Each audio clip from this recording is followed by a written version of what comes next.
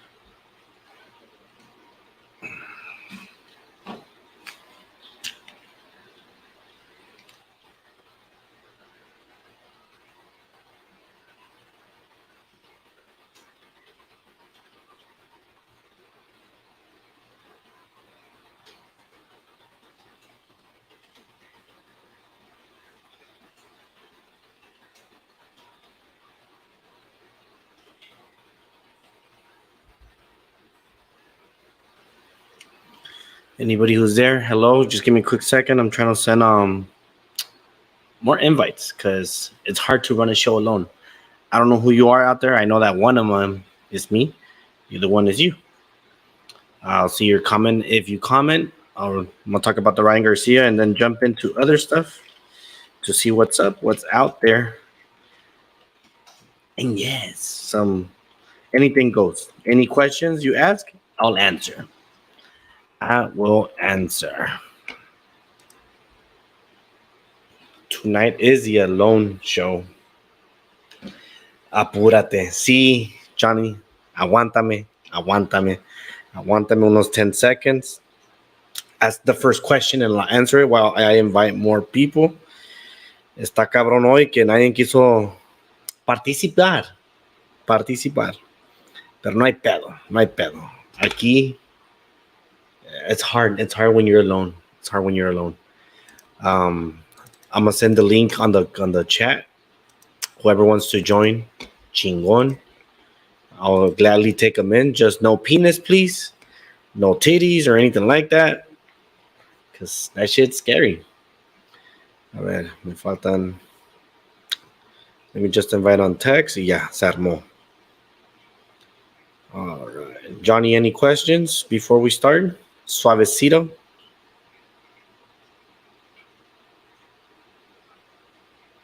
Nothing, Johnny? Or who's out there? I'm gonna start talking about the Ryan Garcia fight for final thoughts. Whoever won money, you guys made easy money. Ya pasaron más de 10 segundos. Damn, bro, pues van 4 minutes and 13 seconds. Es cuando dice, hey, hold on to, like, cuando dicen, hold on, and you're like, holding. Aguántame, aguántame. Sorry, it's taking me a while. Es que estoy solo, pues, y tengo que platicar como pendejo, because I'm not used to this shit. Well, I mean, I had my channel, right? Blue O paying attention. Oh, es mi única fanática. She's right there in the back, mira. Es mi única, I was going to say mi única fanática. Like, I used to do this shit alone on YouTube, but it's hard. Now that I have a live audience, it's easier because you guys can ask me questions and I'll answer. So in a way, I'm not alone, but I am alone. So I have to continue to talk bullshit or actual stuff.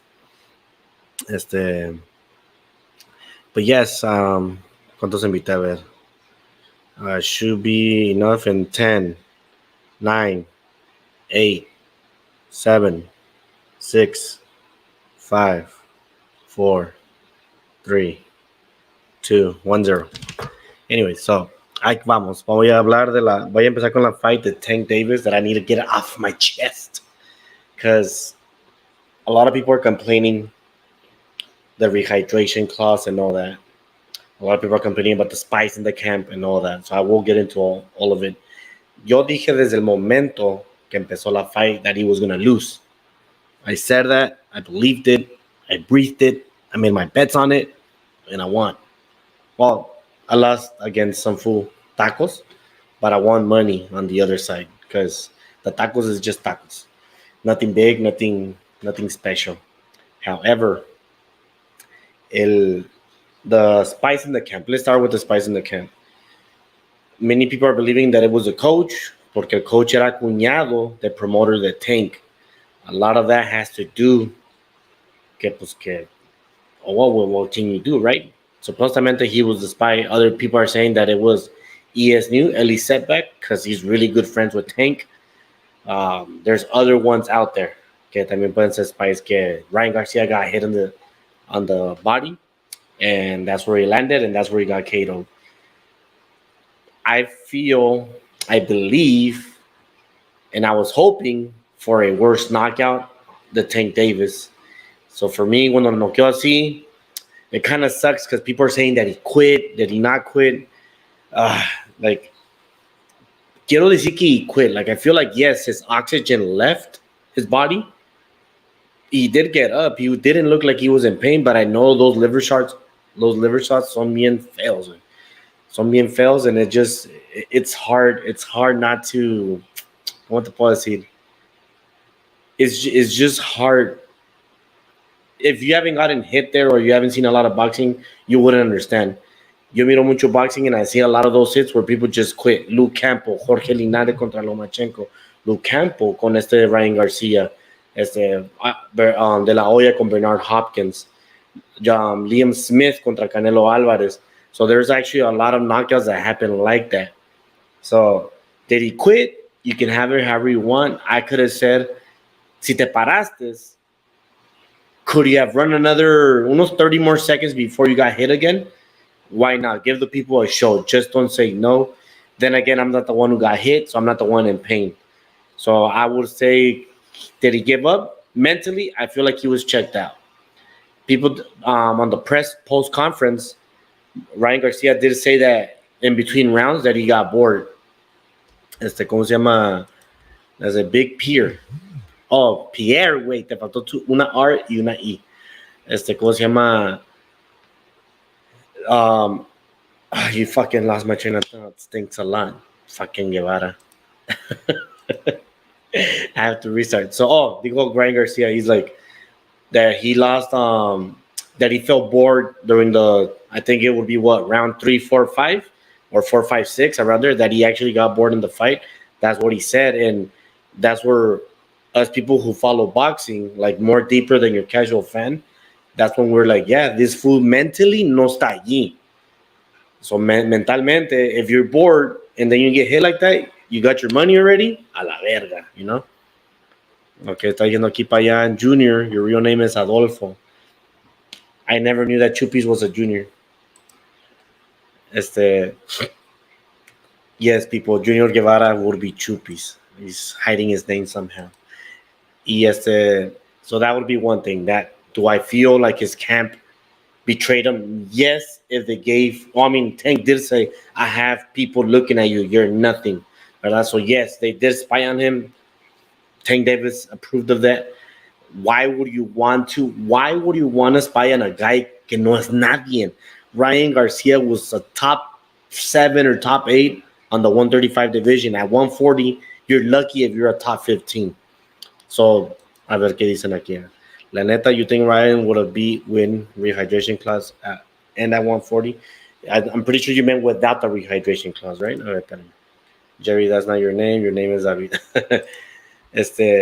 La neta, dude, I don't think so. If the fight would have been at 140 without the rehydration clause, it would have been more competitive, and we probably would have seen 12 rounds of it, or maybe a late stoppage by Tank Davis. That's what I feel. Regardless, I would have seen Ryan Garcia lose. Eh, Está verde el morro. Está verde el morro. Le falta mucho. Like will he become better later on? Ahorita acabo de decir, he's mentally checked out. He literally said this in the beginning of his career. He said that he's not looking to be in boxing y que se va a retirar a los 26 years. Motherfucker's 24 already. So técnicamente, mentalmente, he's not there already. He's not there. A ver. Even if they spy on Ryan Garcia, he had no defense whatsoever. Exactly. So yo me pongo esto. Le ponen la catchweight, which I don't make a big deal, ¿verdad? There's a lot of fights that happen catchweight. The one that I always make a big deal is rehydration clause. Porque eso ya les expliqué muchas veces. What people don't understand about the rehydration is that what people do after the weigh-in, they go eat, they go drink water, soda, whatever, pero tienen un good meal, they take a big shit, and you're good.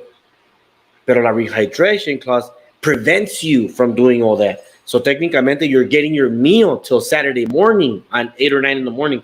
They made a midday rehydration clause where he had to weigh in at 11. I'm like, so you're literally doing all that for a fucking kid that has no defense, has a glass jaw, and que más. And he's not a top 15 on his division or a top 7 when he was at lightweight. He didn't prove anything. He hasn't fought no champions. El único que le ganó was a strong contender in Luke Campbell, and that was it. Luke Campbell retired after that. And Luke Campbell came from COVID. So did the COVID affect him as well? I know it affected me. So that's all the stuff that you have to start thinking about. Dice, he was scared to lose. Yes. No matter how you want to put it, because you did all that shit, you were scared. I don't give a fuck if you're saying, oh, I'm the A side and all that. Like, okay, cool, A side. But why are you doing that? Why do you have spice?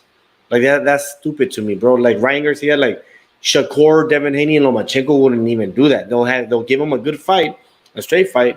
Probably they would do a catch weight at 136, especially Lomachenko because he's a smaller guy, and Shakur because he just moved up. But Devin Haney will fight him at 140, full weight, no clauses.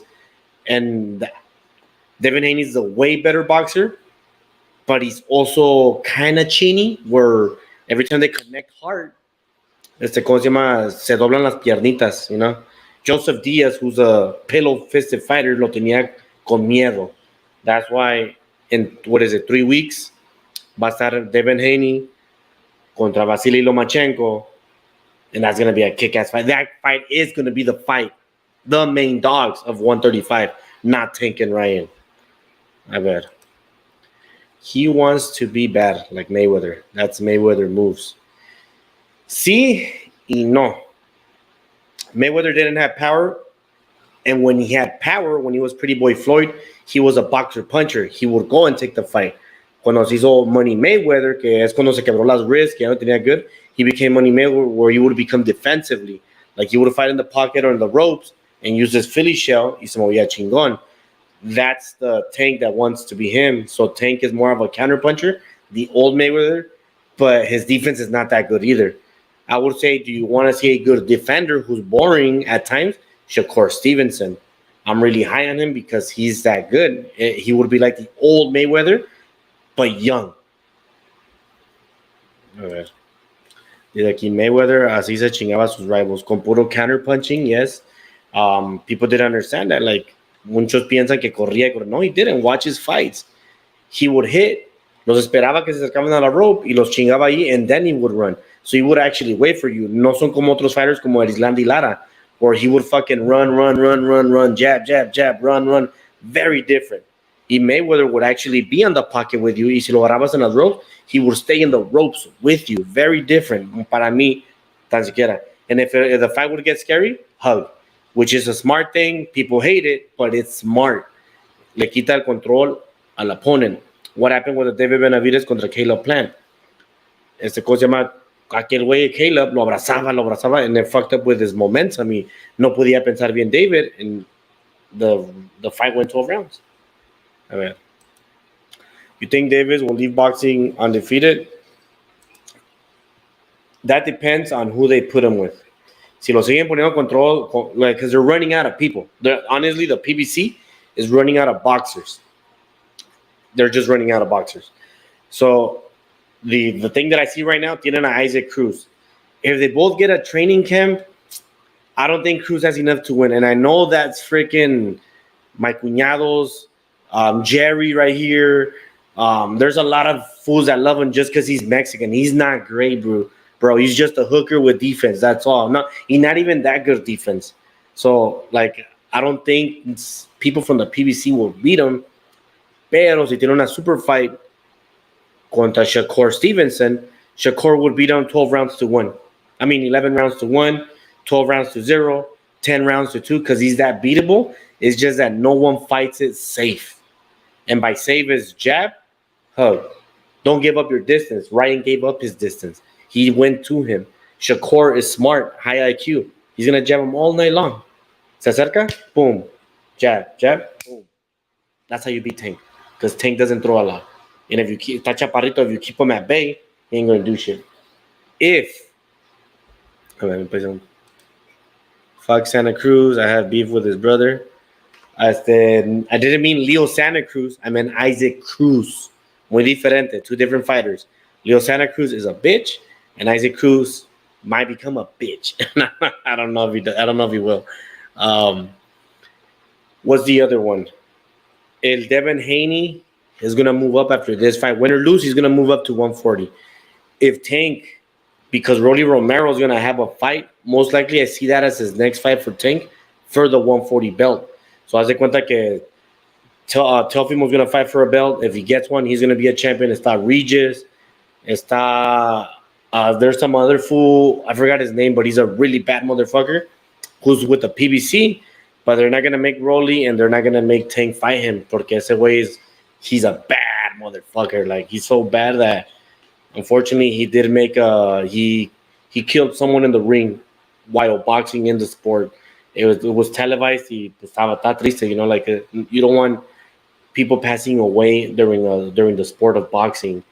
Y cómo se llama, eso es lo que pasó con él. A ver, dice Rolly has won. Yes, he lost to Davis, to Tank. Y Haney es verga. He's not my type of style of boxer. He's good. He's a good boxer, pero si te gusta mucho de correr, abrazar, and jabbing, that's what you call a boxing purist, like un actual boxer.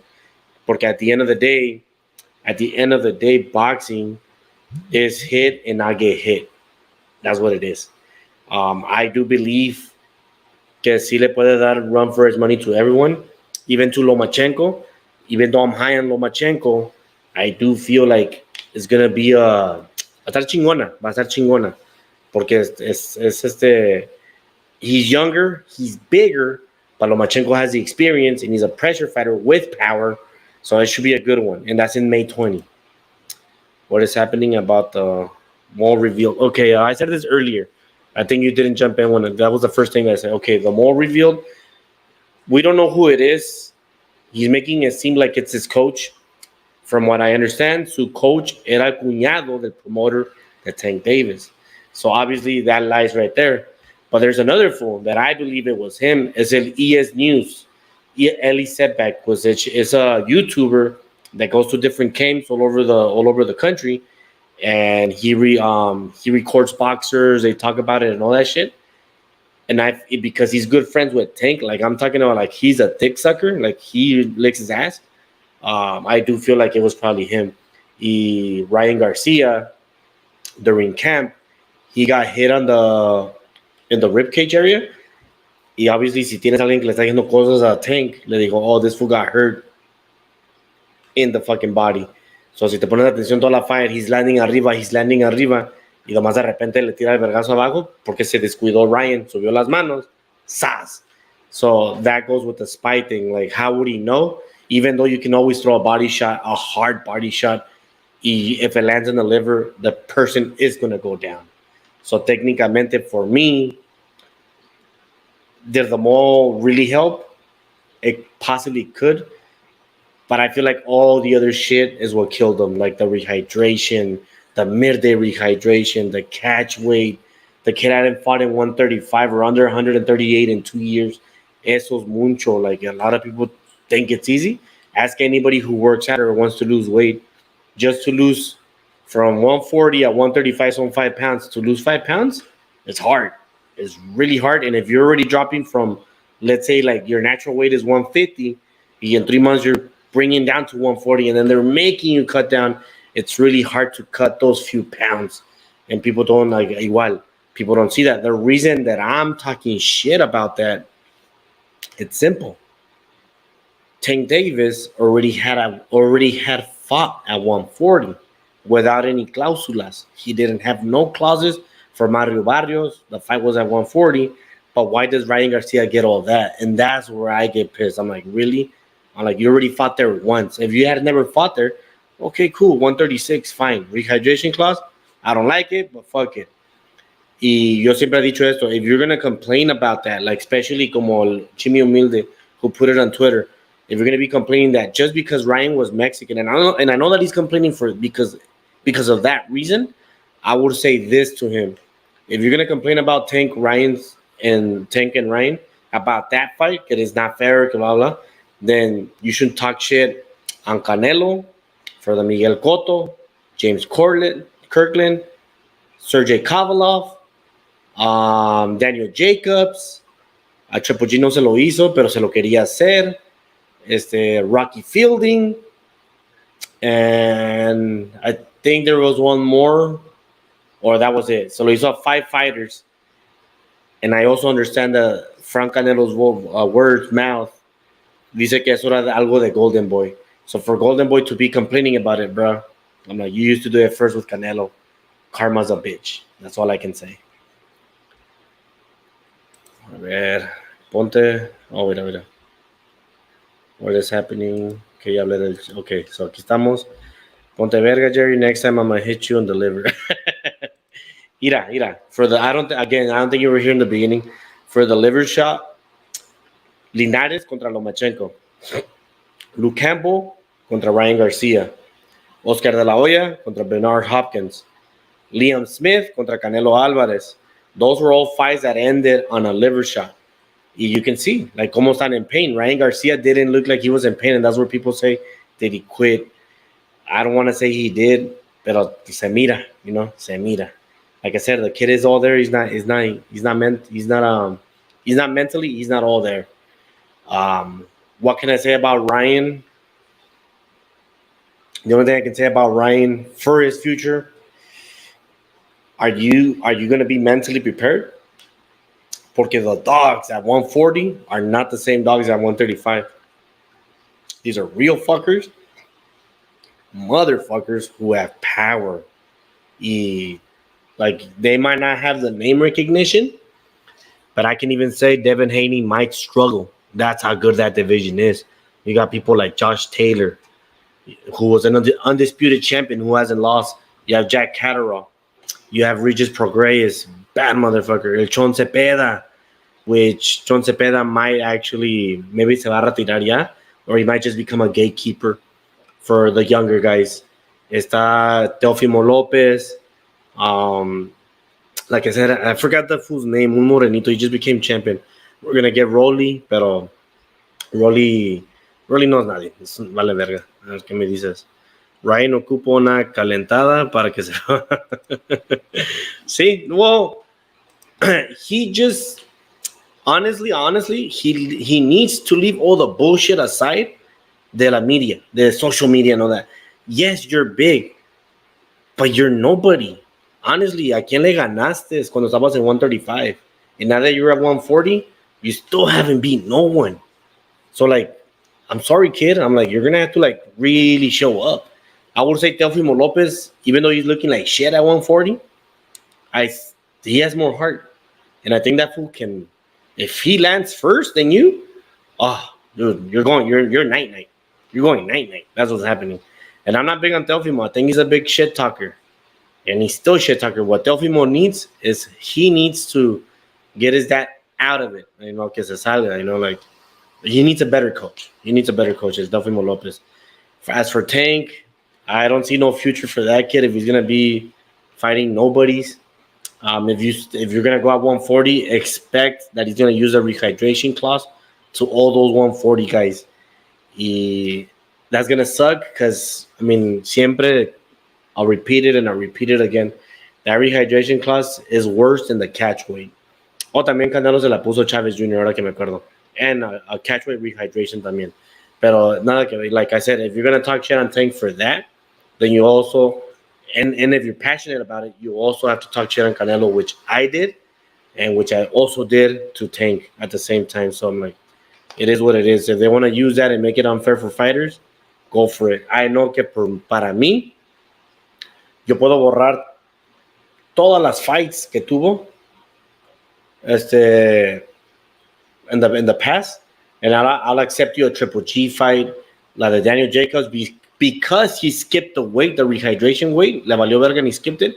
I'll accept that fight, the Triple G2.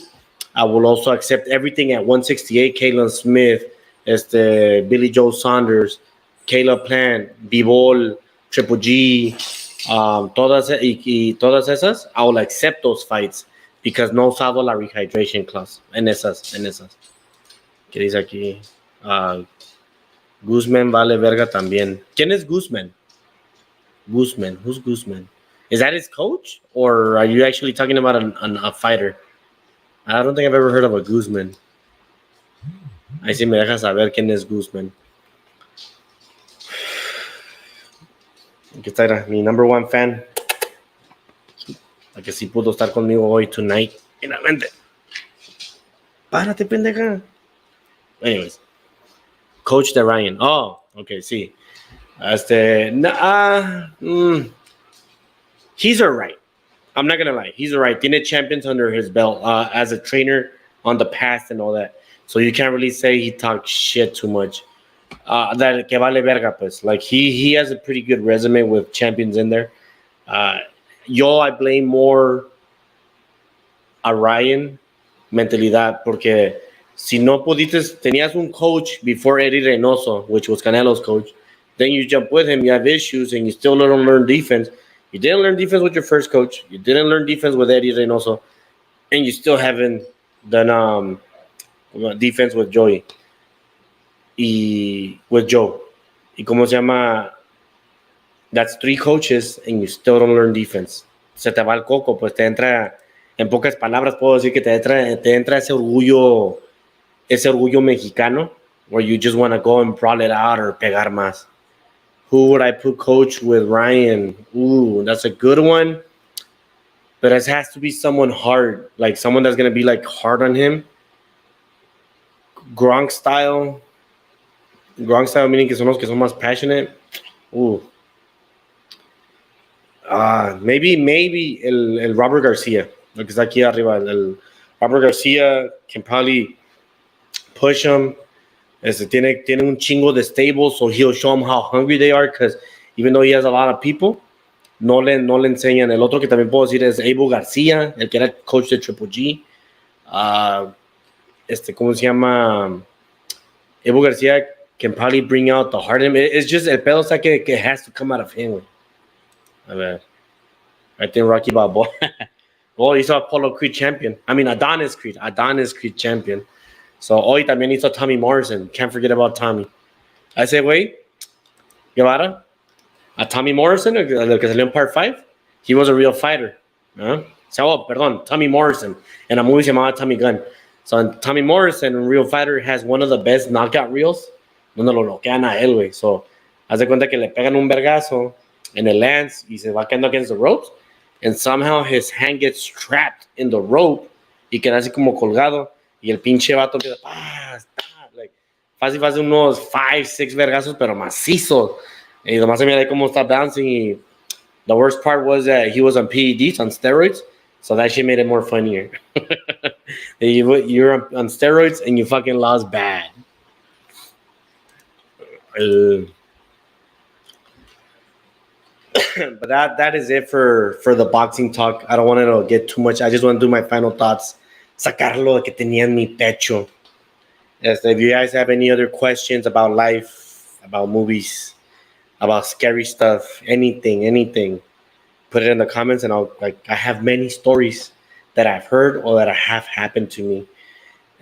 Not only that, this fight had a lot of conspiracies. So if you have any conspiracies that fight the NFL, the La Liga Mexicana, de La Vida, put the question there and I'll talk about it. I mean, you think next fight is the fight of the year? You think next fight, like which fight is going to be the fight of the year this year? Uh, Shit. Well, in the morning, the yesterday estaba Joe Cordina contra Rakimov. That was a pretty decent fight, but I don't think. Shit. Mm, Give me a second, guys.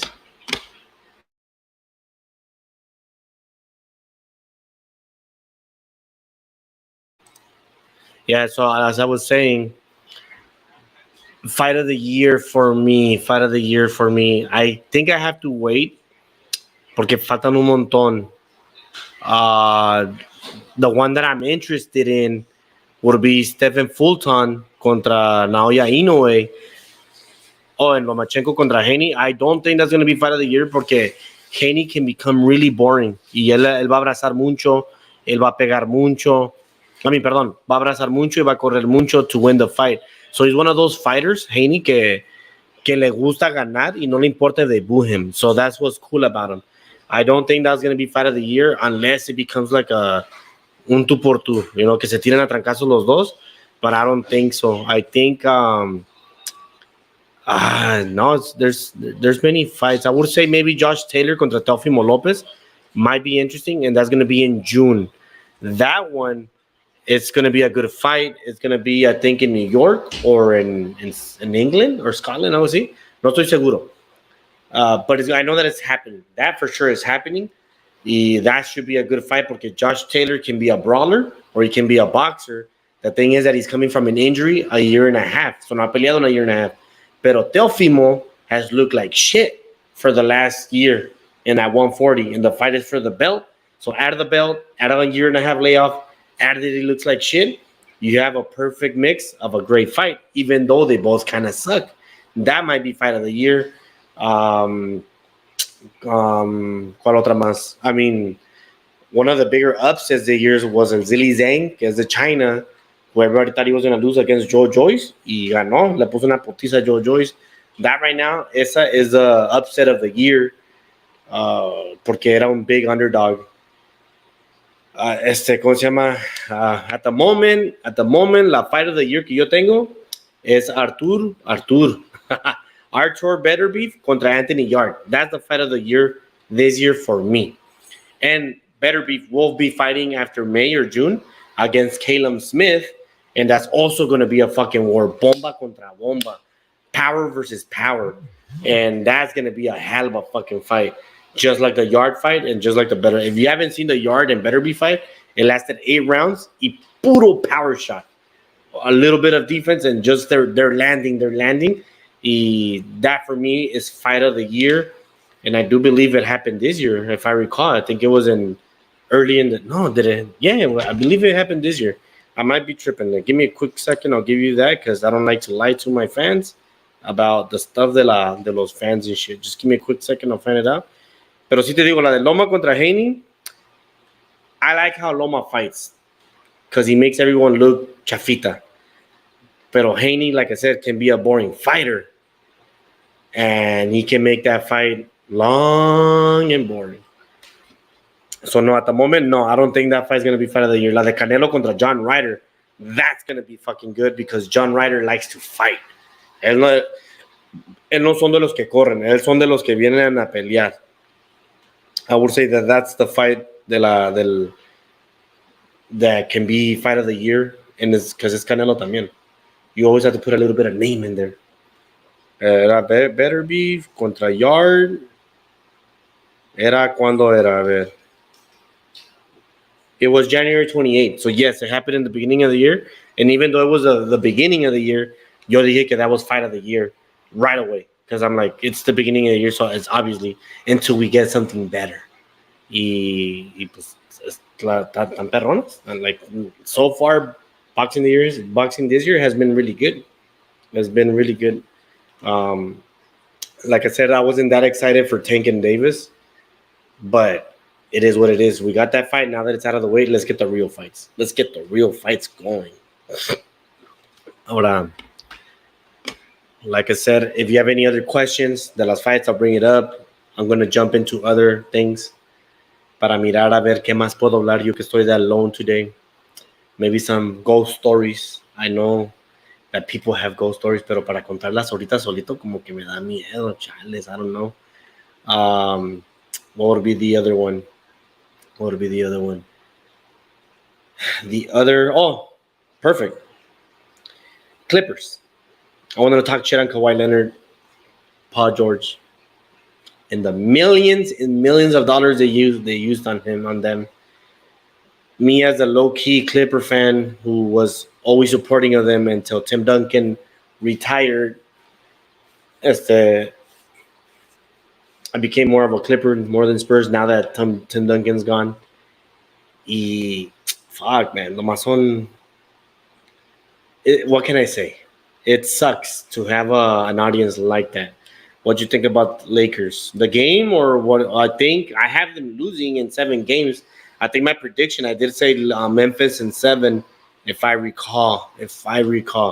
I'll look it back and I'll post it on my Instagram, those little clips, but I believe I did say Memphis in 7. I did say the Nuggets were going to sweep. They're 1 game away. I believe I said the Sixers were going to sweep or a gentleman sweep, and they did it.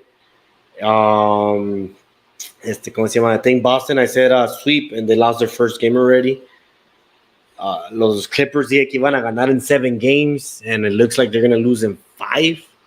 If Kawhi Leonard comes back, I don't know if they're going to be able to win. I would say if they're both fit to play Paul George, instead of waiting for that last playoff, que se acabe la playoff series and we'll jump over there, I would say put them in.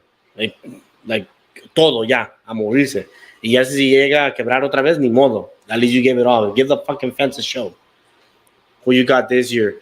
Originally, I had Clippers over Bucks. So obviously, I'm close to not touching that shit. And I did say Clippers iban a ganar in 7 games against the Milwaukee Bucks. I'm guessing I'm going to have to choose another team.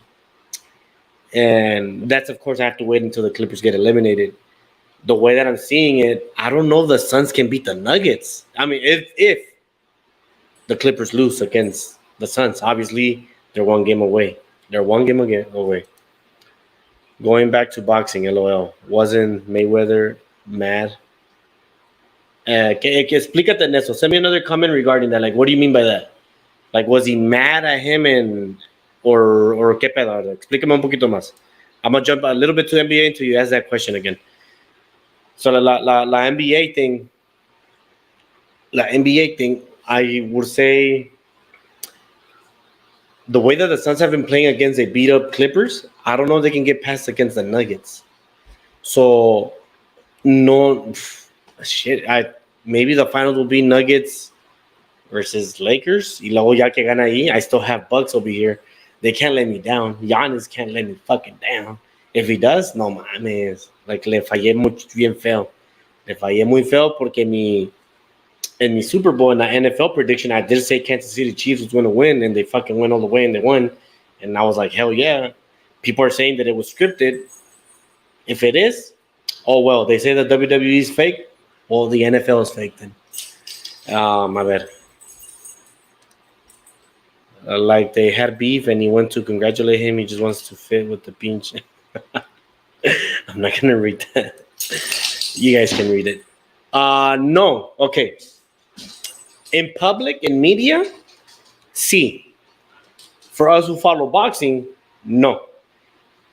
He technically left the promotional company, the Mayweather, but he still stayed with the same managing company, the Mayweather. You get it? So la promotional company de Mayweather se llama TMNT, ¿verdad? The Money Team or whatever, promotions.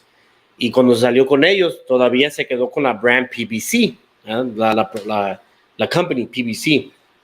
There's rumors, big rumors, that they say that el second owner o el mero owner de esa company is Mayweather. So técnicamente, aunque te saliste de la promotional company, you're still under Mayweather. So that was all for, muchos dicen que lo usaron para vender el pay-per-view because nobody wanted to see Tank versus Rolly. Nobody wanted to see that. So because they used that, Mayweather is still his buddy behind the screens. I believe that beef is fake.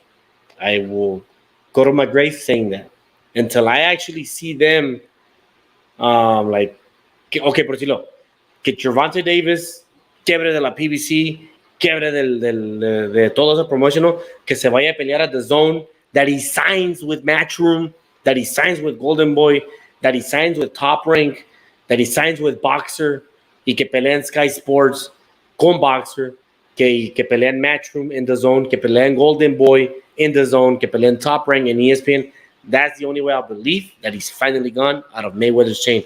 Other than that, don't give me that bullshit that he's not friends with Mayweather. They're friends. Like, trust me, they're fucking friends. That, like, there's a reason why Mayweather hates Canelo at the moment. Porque cuando le pagaron sus 40 millones a Canelo, cuando peleó contra Caleb Plant in Showtime under PBC, for one fight only, this fool didn't want to resign. So mucho del rumor está que when Mayweather started talking shit is because it had to come out of Mayweather's pocket, $40 million. There's a reason that we believe, los que seguimos boxing, que Mayweather is still fighting amateur fights contra YouTubers. Okay, it's for sure. I'm like, why do you need to fight for 4 million, for 9 million, for 20 million exhibition fights against YouTubers? Why? Against your old training partners, arriba del pinche helicopter pad. Why? You won a $200 million for the Conor McGregor fight and $100 million for the Manny Pacman fight. You have around $300 million, not including all the other fucking money you made. Why do you need to continue fighting amateur? Because the PBC's gone to shit, and that was his money. That's what a lot of us believe. How much do you think Tank and Davis? Tank and Davis is the same guy. Remember that. I know you make Garcia. All right, how much? Rumor has it, I think they each got, Tank got Rosu's 10 mil or 15, and they Garcia agarró 7 or 10. Rumor has it. I don't know if it's ever going to pop out, but that's the rumor. It's 10-7 or 15-10, I will see. So that fight has to make a lot of fucking pay-per-view monies if they want to break even, incluyendo like Gate, obviously. But yeah, ahorita cuando dice ¿cómo se llama? Davis, Tank. Cuando dice ese güey, oh, I'm the fucking guy. I'm the guy in the, like, I'm the new whatever. I'm the new guy. Hablando de dinero. I'm like, bro, you're not. Did Canelo die? Because last time I checked, that motherfucker gets 35 million per fight. 40 million, depends on who's fighting and who's paying. So how are you the guy if Canelo's still fighting and still making money? Yes, I understand que la pelea de Guadalajara, he took a pay cut, which I think he's going to get paid 15 million para hacer esa fight. Pero look where he's fighting. Es un país pobre. Que I guess he took a cut so that all that gate revenue is enough to cover some of the stuff. Porque el dólar no es igual al peso. Y es kind of cool que va a pelear en el estadio del Atlas porque pues en el último año Atlas es el mejor equipo de México. Dice aquí, but that's just the fight money and pay-per-view pays them more. Technically, depending how the contract is. So the way the contract is, you have a fee, ¿verdad? Okay, te voy a pagar tanto, 4 millones, y tú te vas a llevar 2, or 6 y 7, whatever, los numbers, ¿verdad? So cuando sale el pay-per-view, half of the pay-per-view has to go to Showtime and to the cable companies who are providing the pay-per-view, to putting it out there. So haz de cuenta que si la fight hizo, let's say 30 million buys, $30 million in buys. So 15 million is only what Showtime is going to get. Showtime needs to pay themselves first before paying the fighters. So technically that pay-per-view thing is not what you think. So what they used to do, how fighters used to do it, les daban poquito en el principio para poder, y ya cuando recibían de pay-per-view, recibían algo.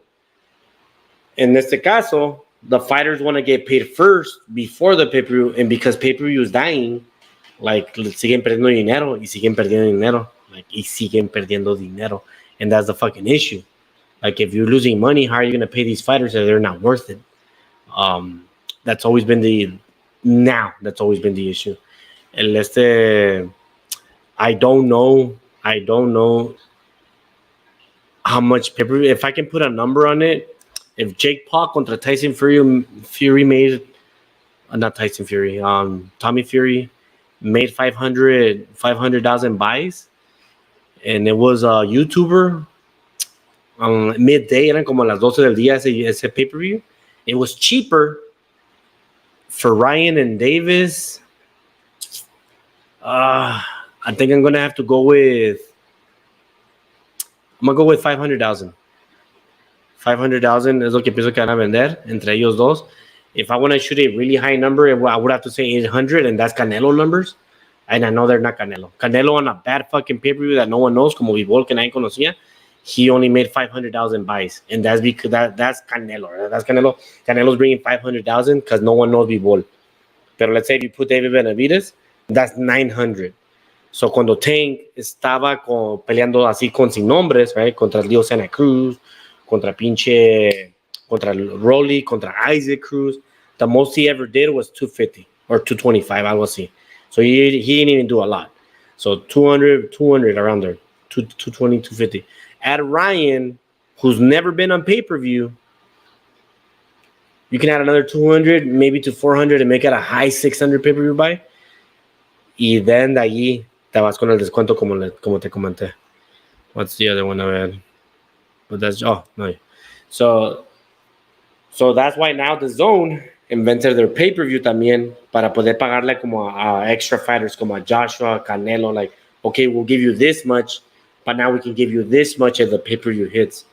Porque haz de cuenta que the Zone está en 200, like in 200 countries. Y pues, haz de cuenta que si España tiene como unos 100,000 subscribers y es a $10, so that's like $1 million right there. The United States está a $40 or $35 y tiene como otros 500,000 subscribers, ahí son como otros 4 million.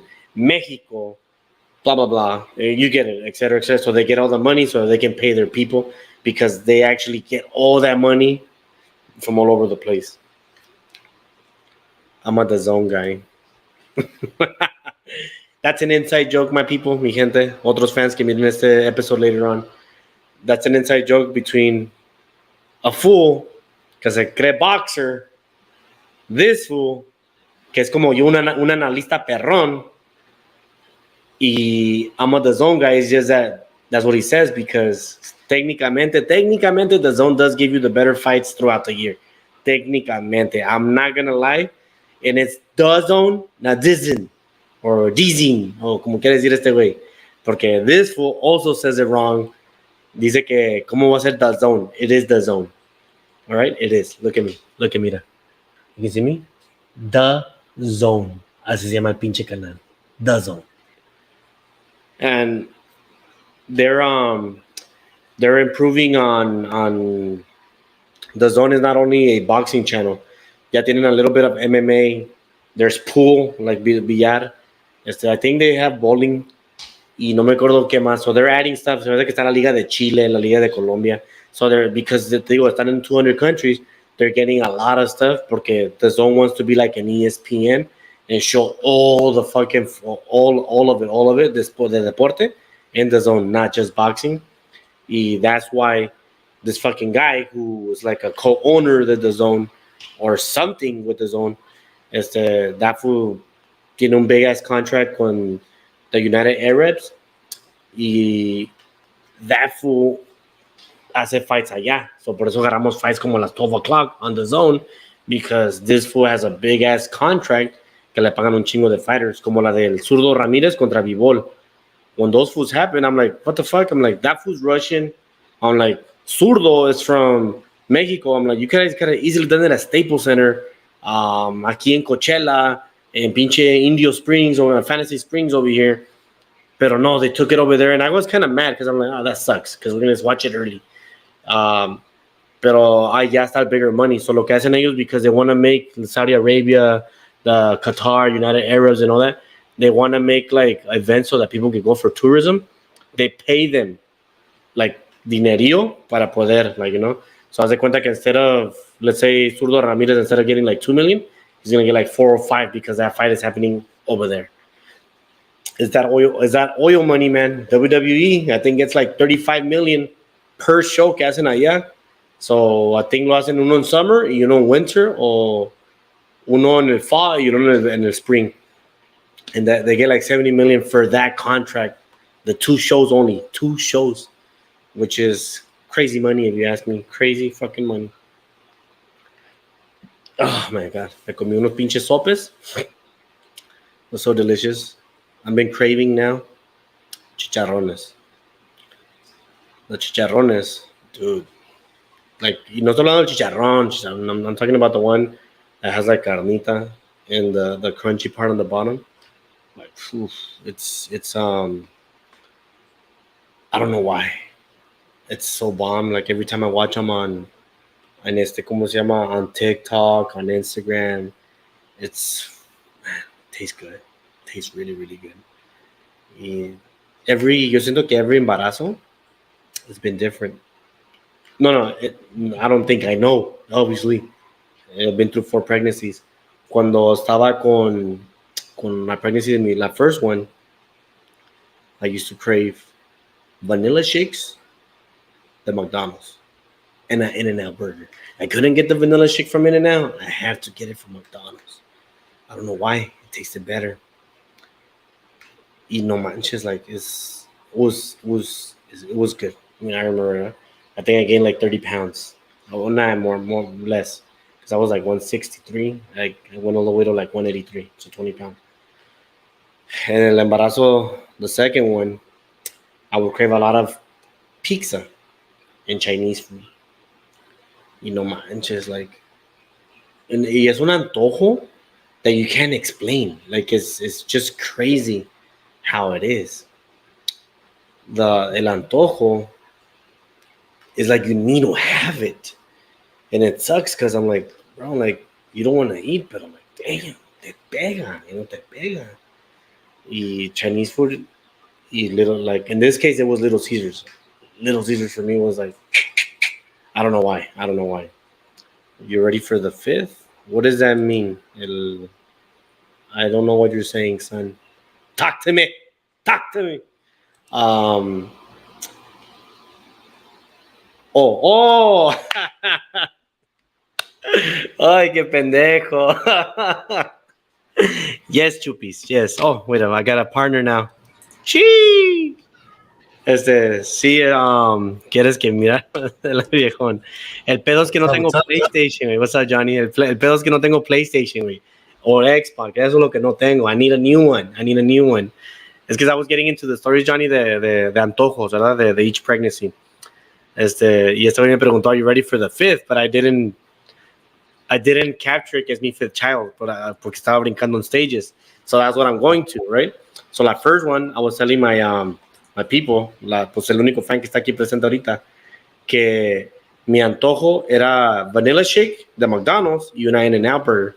I couldn't get the shake from In-N-Out. I had to get it from McDonald's, all right? Y ya la second one de Lupita, it was like Little Caesars pizza y Chinese food.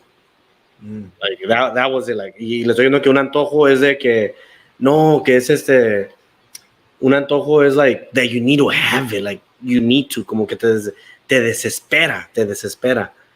Y luego mi niña, la que viene, ¿verdad? Mm-hmm. Where's my shake? I didn't buy one today. No la que viene, perdón, Hopi. So Hopi era el tercer embarazo, mi 4th child. That one, bro, I'm not lying to you. Esa madre, yo, Johnny, or Chupis, whoever's here, I used to hate aguacates. I used to hate guacamole. You can call me a fake Mexican, but I hated that shit, güey. Yo vivía en Bakersfield en ese tiempo. So, I was driving. Ahorita aguántame. Let me just finish the story, Chupis, and we'll get to you. Güey, shake my dick. You're stupid as fuck. Oh my god. So I was driving from Bakersfield, manejando y que miró un pinche morrito vendiendo aguacates y no sé, güey, me entró un like fuck, I need to have them. You know, and at this time I don't like aguacates, I don't like guacamole, so I buy them. I get home, se los doy a mi esposa, and and cómo se llama. Dice mi wife, dije, hey, cocíname unos huevos con una salsa y esta aguacate. And she's like, aguacate? I'm like, yeah, se me antoja. And ever since then, I've been eating aguacates. This embarazo es el chicharrón, el de la crunchy part y que tiene carnita. Like, fuck. Like, dude, like me entra como una vez al mes where I need to have it, güey. And I'm gonna gain a lot of pounds, I can tell you fucking that. Maybe by the end of the year, va a ser unos. Si ya peso 187, fácil unos 215 by the end of the year. All right, Johnny. ¿A ti te da los antojos instead of your wife or what? Yes. No, actually. Share them? Okay, antojos de one specific item a mí. Pero ella sí tiene antojos throughout the year, throughout the embarazos. Como estamos una vez en Rosarito y se le antojó un pinche mango where she's like, oh, quiero el mango. I'm like, dude, relax. I'm like, y sí, like, se comió el mango and she was like, oh my God, like, it was like, if it was the best feeling in the world. And I get it, porque cuando se te antoja algo and you receive it, you're like, damn, like, that shit tastes good. A ver, I want in and out. Pues, ¿para qué lees el de este? ¿Para qué escuchas el podcast? Ya cerraron. Ya cerraron, ya es tarde, ya cerraron. Ya es domingo. Dile, no hay en Rosarito, no hay In-N-Outs ni en Tijuana. No, en Tijuana no. Dice aquí, Guevara dice, el FIT te va a hacer famoso, Raúl, ojalá. Dice acá, Raúl, tell your wife to go to sleep. ¡Isa! No es cierto. Okay. So, they're asking you, what you think about the fight? About the fight, it was a good fight. It was very good. It was literally pasó kind of like what I thought was going to happen. Like, the Tank was going to get there pretty fast with a straight hand. Well, I wanted more. To be honest, I started liking it after when he was dropped and I saw him he didn't get hurt. I was like, all right. And that was a really good blow. I was like, damn. But as you saw him when he estaba cayendo lentamente in a slow camera, you saw that he was 100% there. He just got dropped hard. So I was like, all right, he can take his power. I think he can still take his power, but you land 2 in a row, maybe not. Pero como we all know, Tank is like he just shoots 1, 2, bien poquitos. It's like a one-shotter. I pretty much had the fight going a long distance now, unless something spectacular, si algo pasara like out of the ordinary, which Marcos en el cuerpo. It's good. I liked it. I did like it. But you could tell que like Ryan wasn't there completely because of how drained he was. He was not there completely. Tank looked faster than him. He was like, what? That's rare. That's very rare. But it was good. I'll tell you this, it shocked me cuando se paró del trancazo porque se lo acomodó bien. Bien puesto. El del chin in the second round.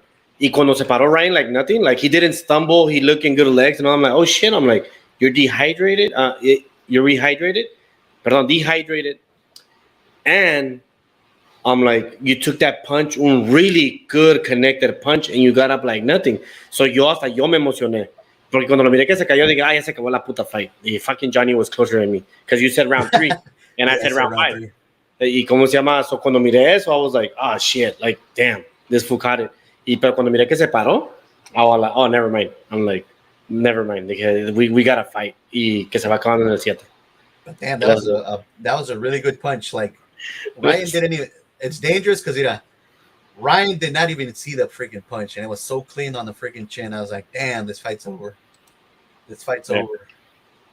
You know, miro and like, okay, he looks like a straight face. No anda así que when they're done, dude. Yes. No Leo Santa Cruz que ahí estaba muerto enfrente de su dad. Sí. Aquí dice Pelonskis que Tank didn't look faster than Ryan. You're right. He didn't look faster. He just seemed slower, like he looked tired. Who Ryan looked tired? Or Tank? Because Ryan did look tired, to be honest. Yeah. For me.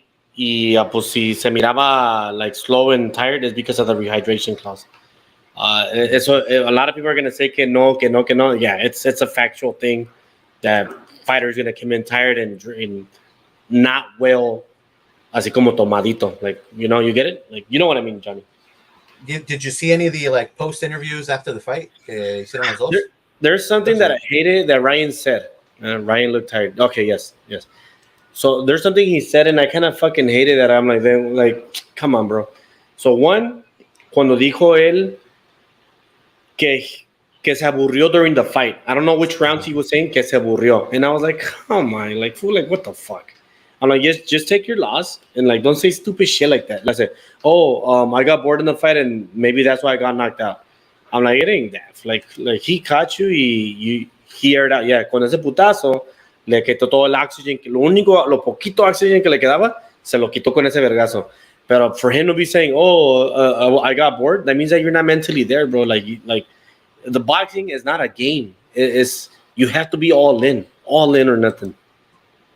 Ryan tuvo miedo, la neta, after he got dropped. That's what people are saying. Do you think that, Johnny? You think he got scared after he got dropped? This is what I think. I think what he said que he got bored, that first comment. To be honest, I think what he really meant was he got frustrated. As soon as he got frustrated, like shit, what do I do? Mm-hmm. I can't keep this fight. Que it's just, I mean, he could have easily won. Not easily won, but he had an advantage. The length, the height. He could have easily just punch, get the fuck out of there. Punch, get the fuck out of there. But he got frustrated. Empezó desde el first round, empezó like just chasing him. Second round, even harder. He went just to like try to kill him, finish him off right there. You can't say it was a boring fight. See, that's where Ryan's kind of he's wrong. I think he's inexperienced porque he got frustrated and he just let me finish it quick. No supo cortar el ring cuando Tank was doing the running. And I know that Tank was doing the running to get him more tired, more quicker, while going back to the rehydration. Tank Davis' plan was get him tired, le pego la pancita, like after 6 rounds, and that's it. And that's what it was. Porque, like, si te pones a pensar, he's landing in the face, right? He already landed in his face. He's throwing at the face. So, ya Ryan se está cubriendo bien arriba. So, cuando menos se acuerda, ¡zas! Y ahí lo dobló. Yes, okay, he got scared. I don't think he got scared. I just think he just like, hey, motherfucker, I got something right here, too. Mm-hmm. Okay, he was not respecting him. And in the second round, I was like, I'm going to finish this fucker off. He started going after him. That's how you gain respect. Yep. You throw one of those fucking punches bien puestos, que they get your respect automatically. They have to respect you. If they don't, they face the consequence. You look at Paso, he right away is like, shit, I got dropped hard.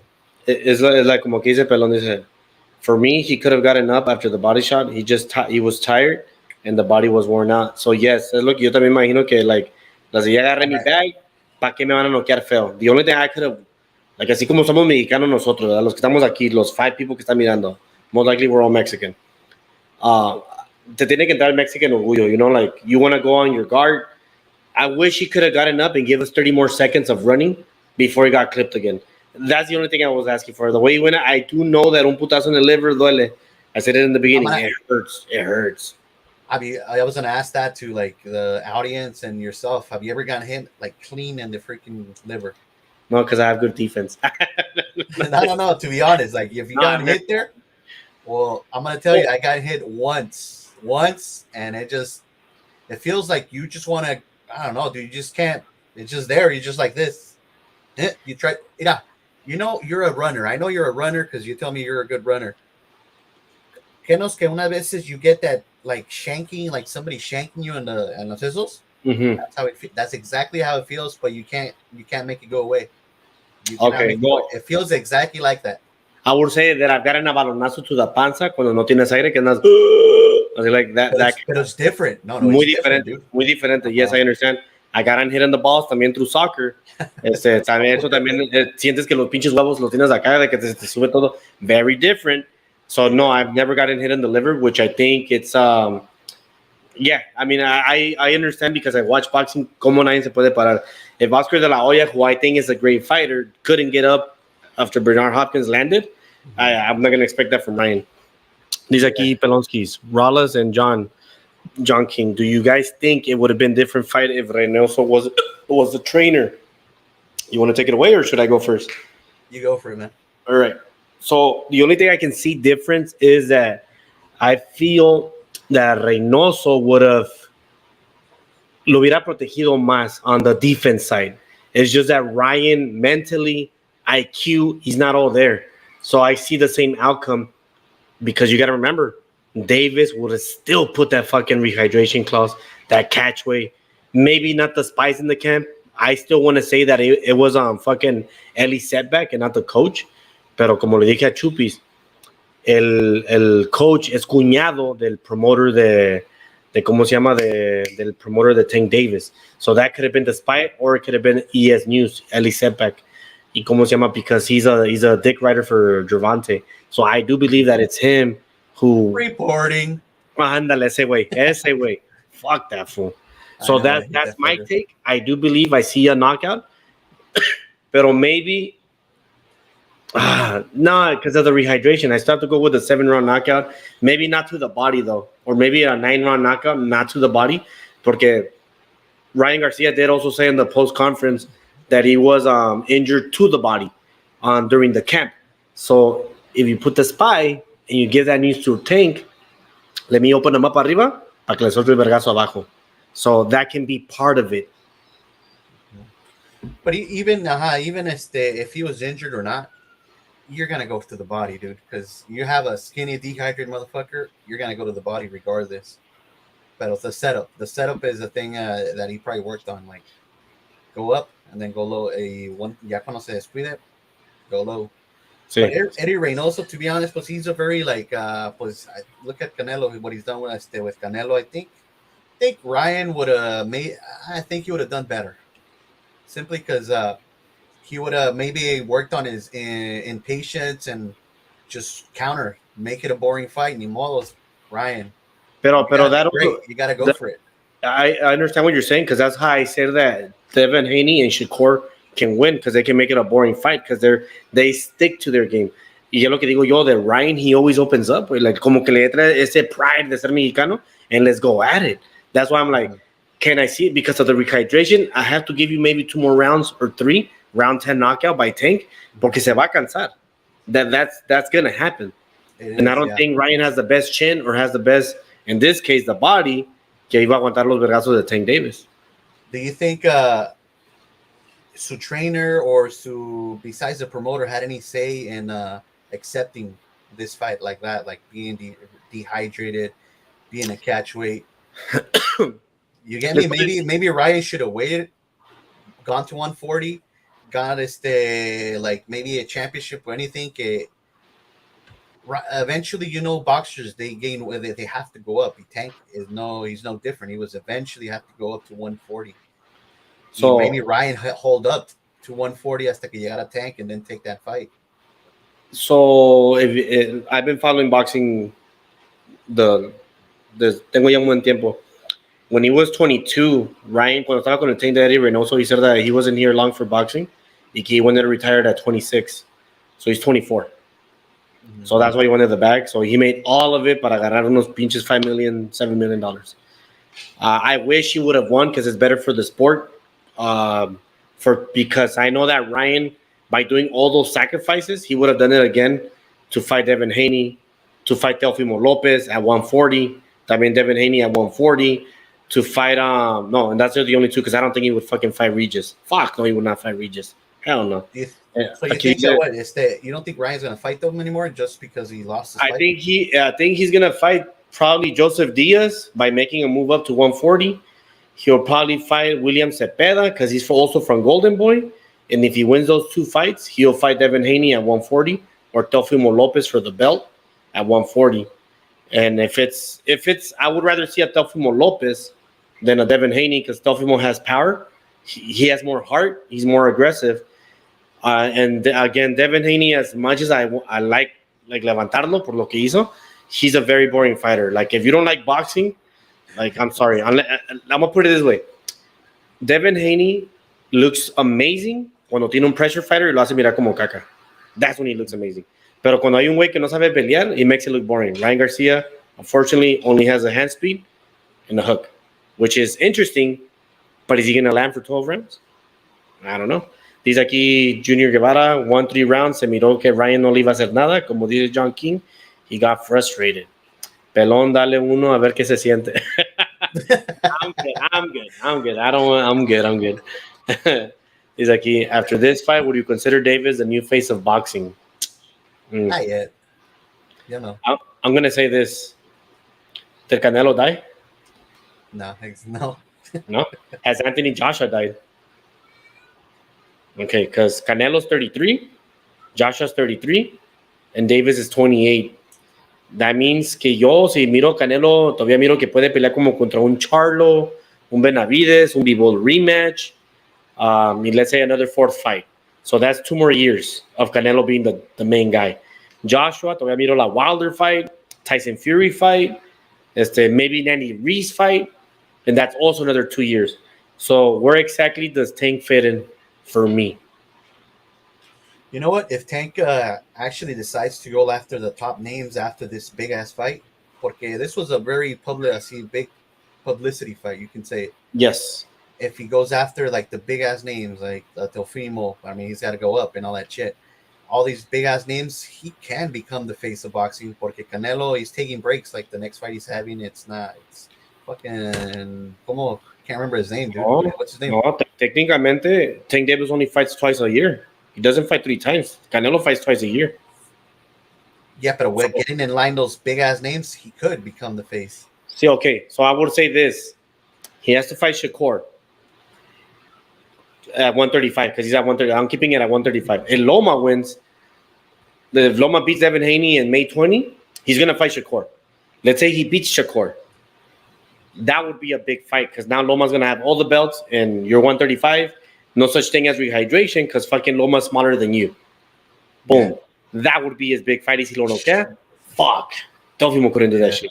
But that's because, as you can see, that fool hasn't fought nobody of recognition except for Jose Pedraza back at 130 or 126. Who do you think Davis fighting next? Rolly Romero for me. ¿Otra vez? ¿Rematch? You think sí, so? Porque la WBA somehow, Rolly Romero loses by knockout, moves up to 140, and somehow he's fighting for the fucking belt. This PBC is paying them. This is what's happening. They're paying him. Fucking Luis Puello, who's the mandatory for that belt, the number 1 guy, he was going to fight Rolly. All of a sudden, he gets fucking que tiene drugs in his system. So they got somebody in the fucking top 15 to fight for that belt. I'm like, how? How come you didn't get number 3 or 4 or 5? Why does it have to be someone in the fucking bottom 20 to fight Rolly? I'm like, it's obvious. I'm like, you want him to win so that Tank can fucking knock him out. Again, at 140. And that's how you bring in Tank Davis to the 140 division. Because, 135 no hay nadie. Unless you want to fight Isaac Cruz. Es lo que está diciendo aquí. Pitbull versus Davis too, pero he doesn't want him. That's what he said. Y lo que dijo aquí, but from those big names, who do you think he beats? He doesn't beat Shakur. He doesn't beat Haney. You don't think so? He doesn't beat Haney. Well, Haney, es que Haney a veces se le va. No, he doesn't beat Haney. I think what Tank has for himself is sus feet. The way he moves. He moves quick on his feet, just for being a short guy. Who again? So Davis. Well, I would say Shakur. I would say Shakur. Guys have their defensive. Sí, but I would say Shakur and Devin Haney have better feet than Tank. Come on. Shakur Stevenson and Devin Haney have better feet than Tank. These fools know how to fight in the pocket and outside the pocket and moving to the side. Tank Davis doesn't know how to fight backwards. No, but that's what Davis has for him against these guys. Okay, he's gonna have to go in. He's got to go in. They're bigger than him. But that's where the jabbers come in. Because Shakur Stevenson, y Devin Haney, who are jabbers, huggers, and runners. So as soon as they see him coming in, abrazo. Así como le hicieron a Ryan Garcia. And that's how you beat fucking Davis. Pitbull Cruz contra Davis too, como dijiste aquí, ¿verdad? That would be a fun fight. I do think if you give him, que son los 3 meses, the training camp, I'm gonna say it, and I don't give a shit if everybody gets mad. I think Tank Davis knocks him out. Davis? Gee, Yes, I do believe he knocks him out. yes. That's me. I don't know if you have a different opinion about that. I just don't have a high opinion about Isaac Cruz. I like Isaac Cruz. I just like his pressure fighting. He knows where his head needs to be when he throws a punch, so he gets less damage. But I mean, if it's true, what's his name? Davis had a broken hand or something during the fight. Porque I would really pay attention. I haven't found anything. They had an MRI or whatever, an X-ray. He did have it broken, did he? Nunca salió nada. Nunca salió nada. So I'm like, Just is an that an excuse. excuse or what the hell? Ajá. But it could have been injured también. So- It could be injured, not broken. So muchos dicen esto, como last week that we brought it up, cuando lo dijo one in the audience, dijo, it's not the same because Tank Davis was training camp and Isaac Cruz was on another training camp. He had to be Yeah. like a few weeks. I'm like, yes, but they were still both on training camp, so it doesn't really matter. I'm like, they both don't know each other. So Eric was ahí dicen, pero Tank Davis is a top fighter. And Pitbull was not a top fighter. I'm like, according to who? To fucking media? Because técnicamente, till now, well, not even now, because Ryan was a fucking nobody. Who has he fucking fought that is high rated for him to be rated so high? That's what I say about David. Like, hasta la fecha, I still have him as number 5 because you haven't fought no one that is like big. I mean, yo que sigo las divisiones. Media is something else. Ryan, for media, Ryan was number 1 when that motherfucker never fought a champion or a fucking contender. Yeah, ahorita sí, cierto. That's Let's like go. como last time you said que this is not a super fight, and it's true. It wasn't a super fight. It was not porque they really don't have that many like important wins in the resumes. Pero te puedo dar un body punch con mi left. A la verga. No, sale esta cabrona, pelón. Ya tú sabes. Es agresivo, ¿sabes? Sí, I don't know. Tienen contra mí. People had him left to right, and people study him real good. Seeing people's defense.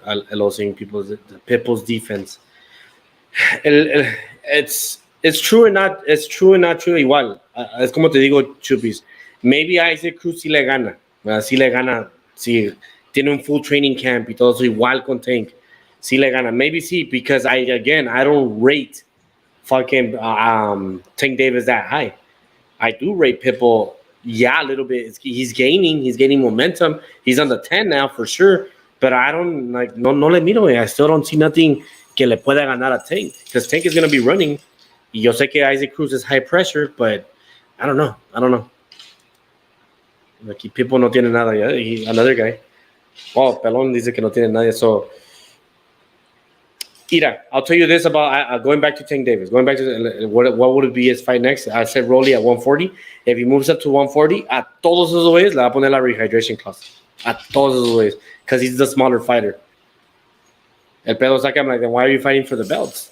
Like, that's stupid of you to do that. ¿Quién es el aquí dice? Not gonna lie, people say that because he's raza, that's it, but he has that. That's what I keep saying. I'm like, that's why cuando Jimmy Humilde fucking said that on Instagram, que that wasn't fair for Ryan Garcia. I'm like, are you only saying that because he was Mexicano? I'm like, then how come you don't talk shit to Canelo when he did that to all those other fighters in the past?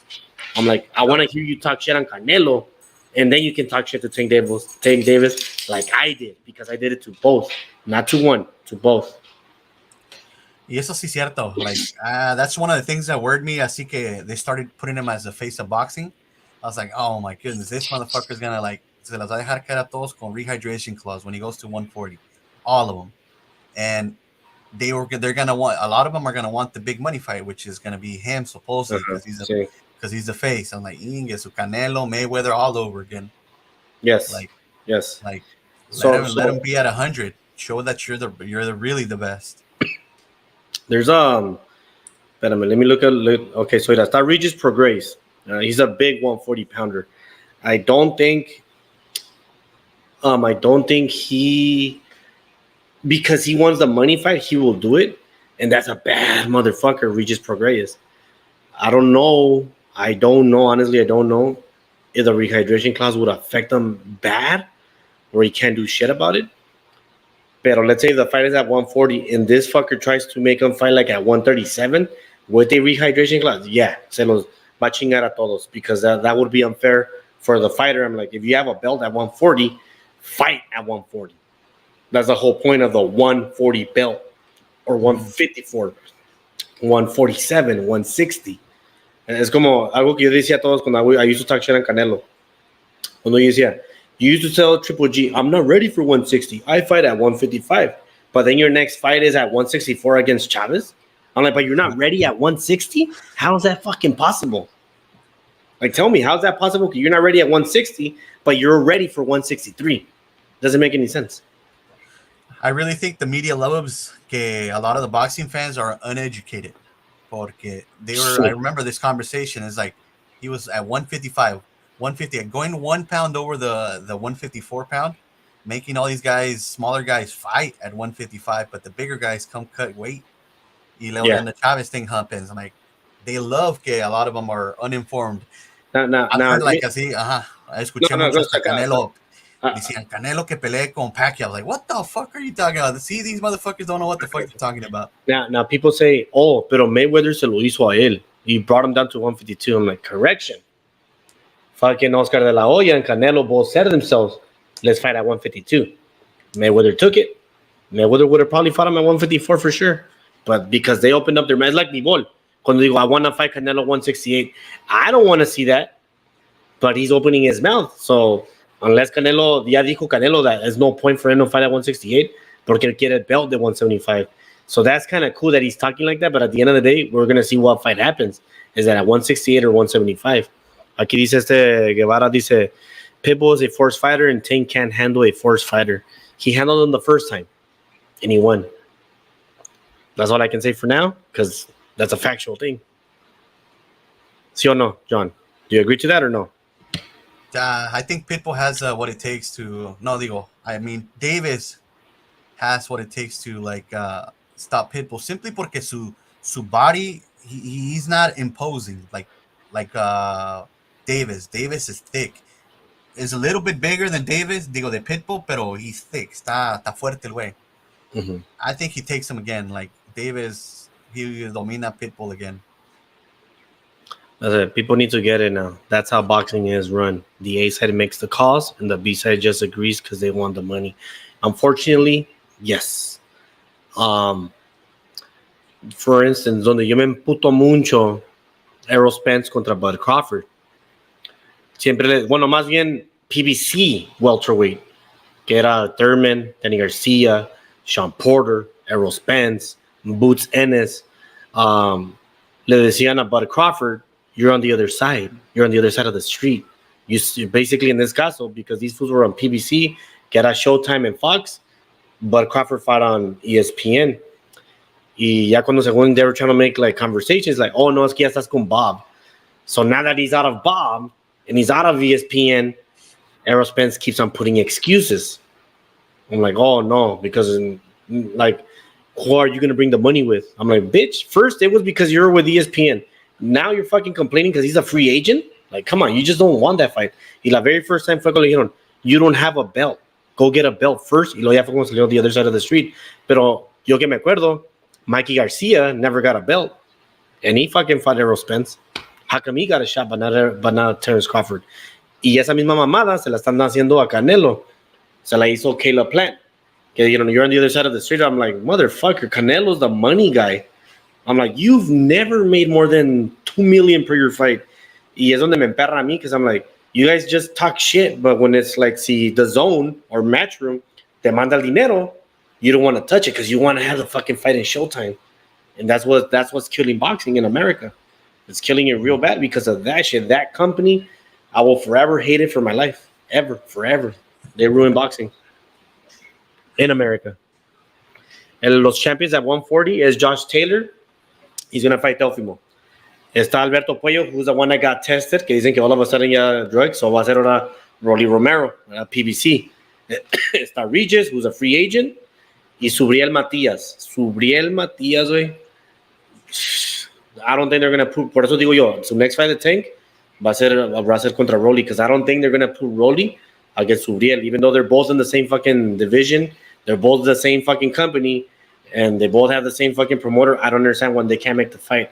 The thing is que Uriel Matías, güey, ese hijo de fuck, ese güey, bad motherfucker, dude. Ese güey ya mató a alguien in the ring. No manches, really? Yeah.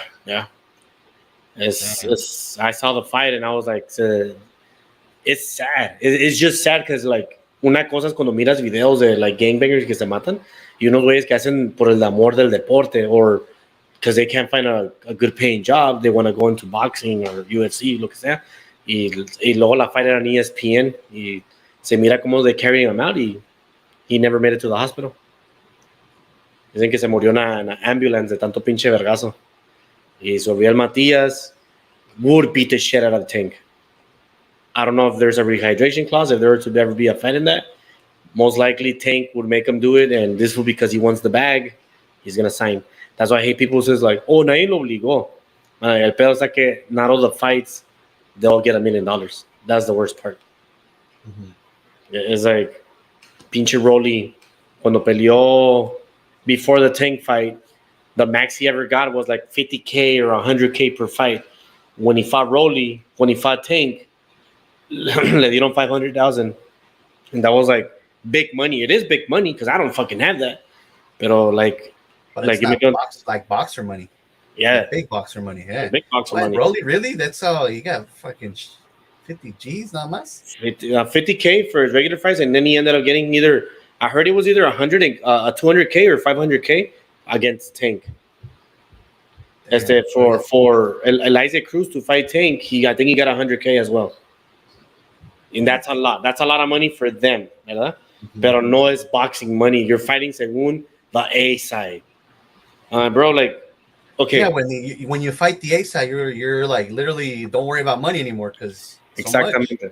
Dicen Errol Spence cuando lo de Bud. Dicen, oh, Errol Spence is the A side. ¿verdad? I'm like, okay. So Errol Spence on pay-per-view, he makes $2 to $4 million. ¿verdad? Puede ser 2, 3 o 4. 2 to 4. I'm like, but Crawford on regular ESPN, he makes $4 million. So who the fuck's the A side? Mm-hmm. The one who's getting on regular ESPN or the guy who's on pay-per-view making $4 million? There's no A side to me in that. That's to me that's kind of bullshit. Mm. It's just it's some pedo. It's a politics, and like I said, in America, el boxeo ya se murió. So it's until this new generation, Virgil Ortiz, Boots Ennis, todo lo William Cepeda, all them, because they're so like no one knows them. That's what's gonna change boxing. Crawford, pound for pound. Shit. I don't think I have him in the top 3 right now. Simply porque su inactivity también. Inactivity. No, mira, watch. Okay. My number, the top 5 que tengo, and they can switch. But right now, I'm depending on 2 fights, cómo se va. Pero I would be, tengo a Usyk, number 1. Number 2, tengo Canelo. Number 3, I have Naoya Inoue. Number 4 is Crawford. Huh? Would you say number 1?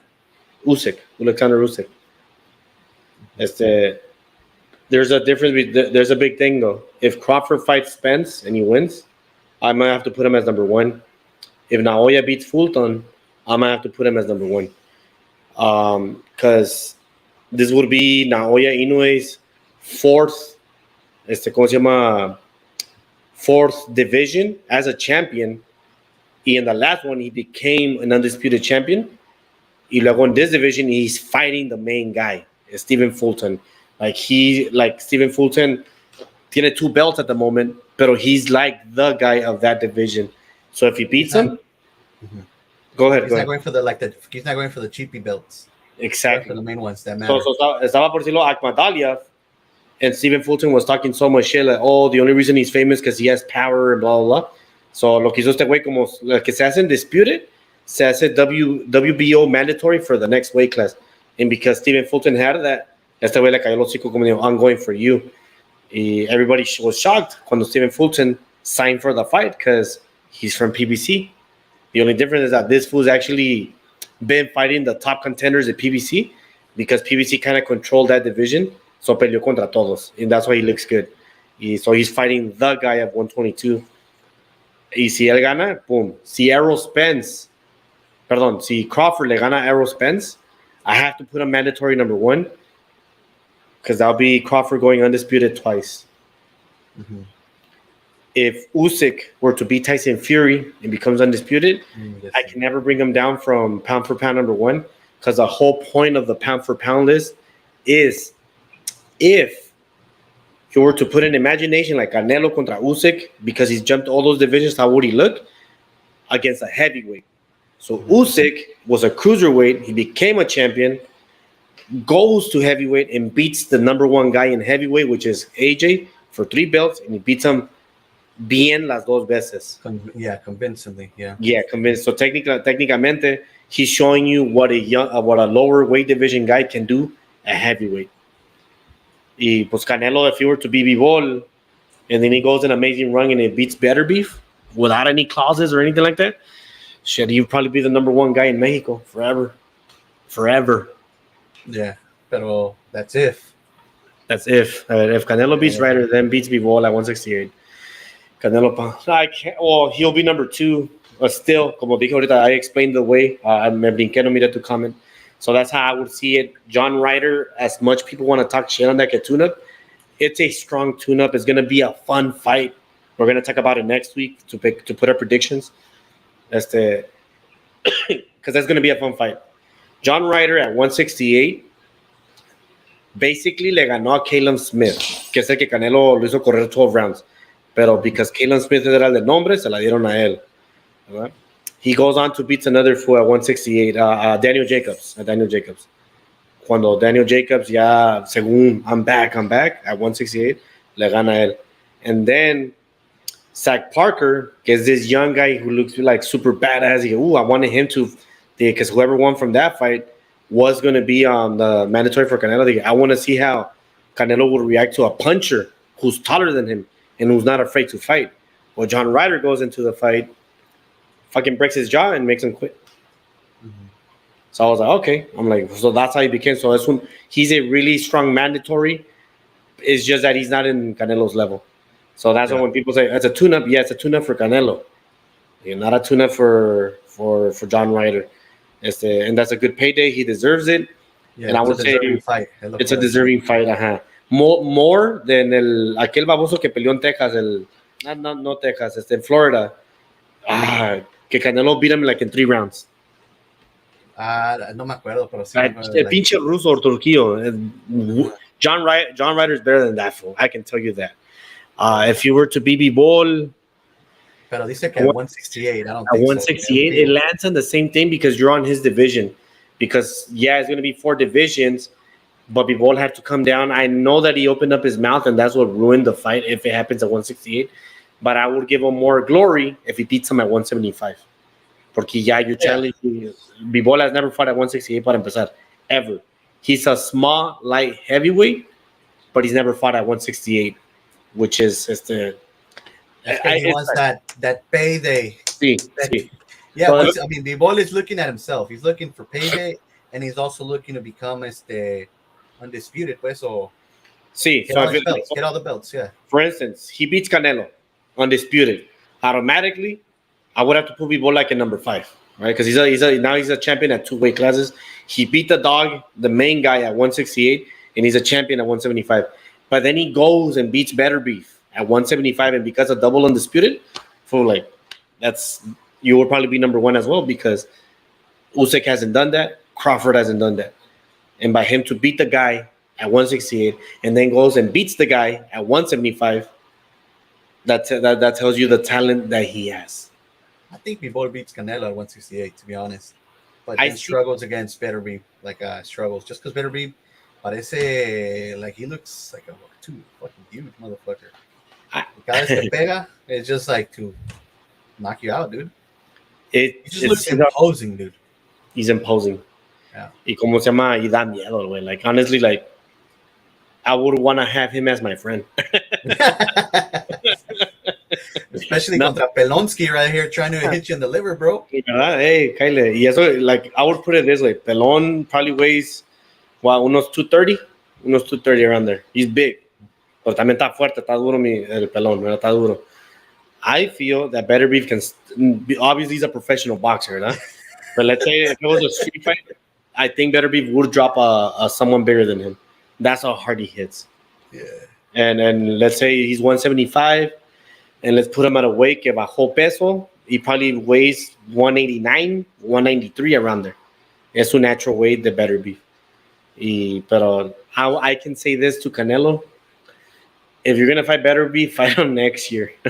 Fight him until September, the end of the other fucking year, because I don't see how anyone at the moment, other than Bivol, can beat Beterbiev. But the same thing for Bivol. Beterbiev is 37, I think. Oh shit! Or 38. Uh-huh. Ya está viejo. He's very injury prone. He's every year que pelea se hace injured. So he basically gets like one fight per year. That'd be the best way to fight him. Get him a little older. Yeah, a little bit more injured. So and this I'm telling everyone. Callum Smith is gonna fight Beterbiev next. I think like in June or July. Callum Smith es el que peleó contra Canelo, el que le hizo pinche granote la de esta. He's been looking amazing at 175. So when people from England when they say, oh, es cuando peleó contra Canelo, he was just doing it for the bag. Like ya no era para que estuviera en esa division. He was already too like ya igual huesos y todo, y por eso no pudo contra Canelo. If right now that he's been looking amazing, if Beterbiev knocks him out, you're gonna see. That's where people are gonna really see what Beterbiev is. Porque si Canelo no pudo y ese güey lo hizo mierda, y Beterbiev son de los güeyes que like he just doesn't stop coming at you for 12 rounds. He's on your fucking body, landing, puro power shot, but he's also been dropped. And Callum Smith has that power. Yeah, that developed power. Yeah. As I'll kick him in the leg, fold him, elbow his head. That's what I was cracking up. I read that comment. You fucking guy. Hey, well, I did say street fight, so anything goes. So yeah, for the pound for pound, at the moment, for me, Usyk, Canelo, Naoya, Crawford. Yeah, the rest, I would have to give you like lists of people that you guys probably don't know and shit. Basically in your list are like one fight away to like freaking just going all the way to the top. Yes. There's a lot. Like como ahorita que va a pelear Andy Ruiz contra Tyson Fury, según es official. I will say this: if Fury becomes the runner, my bad. Let me respect boxing. If Fury becomes the boxer, he's gonna win an easy 12 rounds because AJ did it. However, if Fury wants to fight like he fought Wilder, he struggles with smaller, faster guys. Except Reese has power and is fast. Yeah. So that can be interesting. The only thing is, how long can Reese fight like that for 12 rounds while this fool's laying on him? Porque Reese is, I think, he might come in at 250. I think it was his last one, or 257. Pero este güey pesa como 290, 280.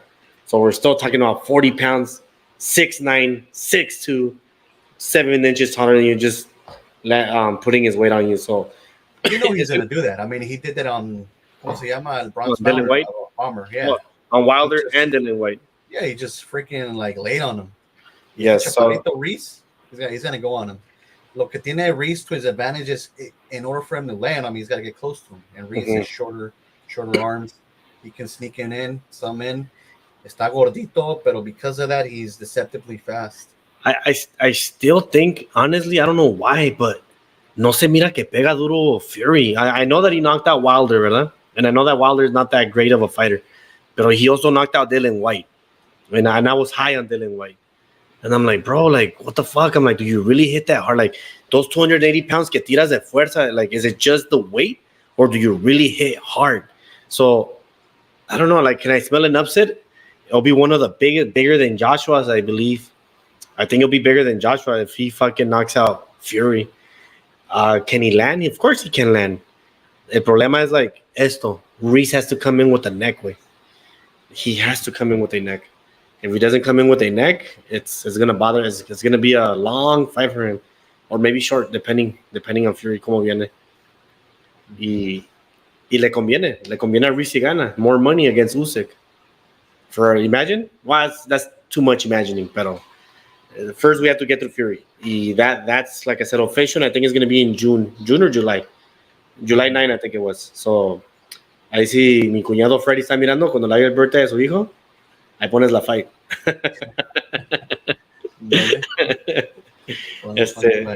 Put it on. ¿Cuál es la otra que es upcoming? Oh, well, I don't know if you watch women's, pero Reese is still no. Reese is not under Reynoso. I don't know who's his coach actually. I don't know who's his coach. If anything, Reese should have gone back to his fucking old trainer, right? The one who made him champion. That's what he should have. The one that made him aggressive, like fucking. Yeah, I forgot his name. Fearless, fast. Oh. Sí, el güey es aquí de fucking de Riverside. I forgot his name. Pero tiene su gym allá arriba on the Riverside area. But no, he's not with Reynoso. And I think that trade, him going to Reynoso was kind of bad. I honestly didn't like that shit. I feel like someone that inspires fighters, como Teddy Atlas, que les habla, les grita. I feel like that would be someone good for Randy. Someone that's never going to be on his side. Y I think la razón que se salió de Reynoso is because Reynoso doesn't have time for all the fighters. Right? En ese tiempo tenía Oscar Valdez, who was a champion, Ryan Garcia, Frankie Sanchez, Andy Reese, y Canelo Alvarez. So I'm like, bro, like, you don't really have time for all these other fighters that they're not champions. Your focus is Valdez and fucking and Canelo. And it's funny because the year prior, not 2022, but 2021, he was coach of the year. Yeah, because he got Canelo undisputed, ganó Ryan, Oscar Valdez le ganó Berchelt by a brutal knockout. And then last year, he became the worst coach of the year because Valdez lost. Yeah, all of them what lost. What happened, dude? De Valdez, yeah. Eso sí, I haven't heard crap about him. So Valdez is going to be on the undercard, the Loma contra Haney, and he's going to fight the guy that almost beat Vaquero. Should be a fun. No, actually, I forgot who's fighting. So he went to another. He became an undercarder, right? Just because. Well, this is pay-per-view. The Loma fight contra Haney is pay-per-view. Damn. Yeah, so técnicamente, a co-main event for a pay-per-view is like a main event on ESPN. Técnicamente, that's how they see it. So after that is going to be the build-up to fight Navarrete. That will be a fun fight. I just didn't like how Navarrete got super fucking rocked and dropped on his last fight at 130. And I feel like Valdez still holds that power. Berchelt actually retired because he hasn't fought desde que Nicatelli lo verguió. So haz de cuenta que Valdez lo noqueó feo, ¿verdad? That was a brutal my favorite knockout of the year. My favorite knockout of the year. Of that year. Y era mi birthday, lo más chingón. Me regaló un birthday present, güey. Y after that regresó a la higher division 135 y Nicatelli le puso una vergüenza. Una vergüenza. Like, we're talking about landing. I told the guys, hey, you know what?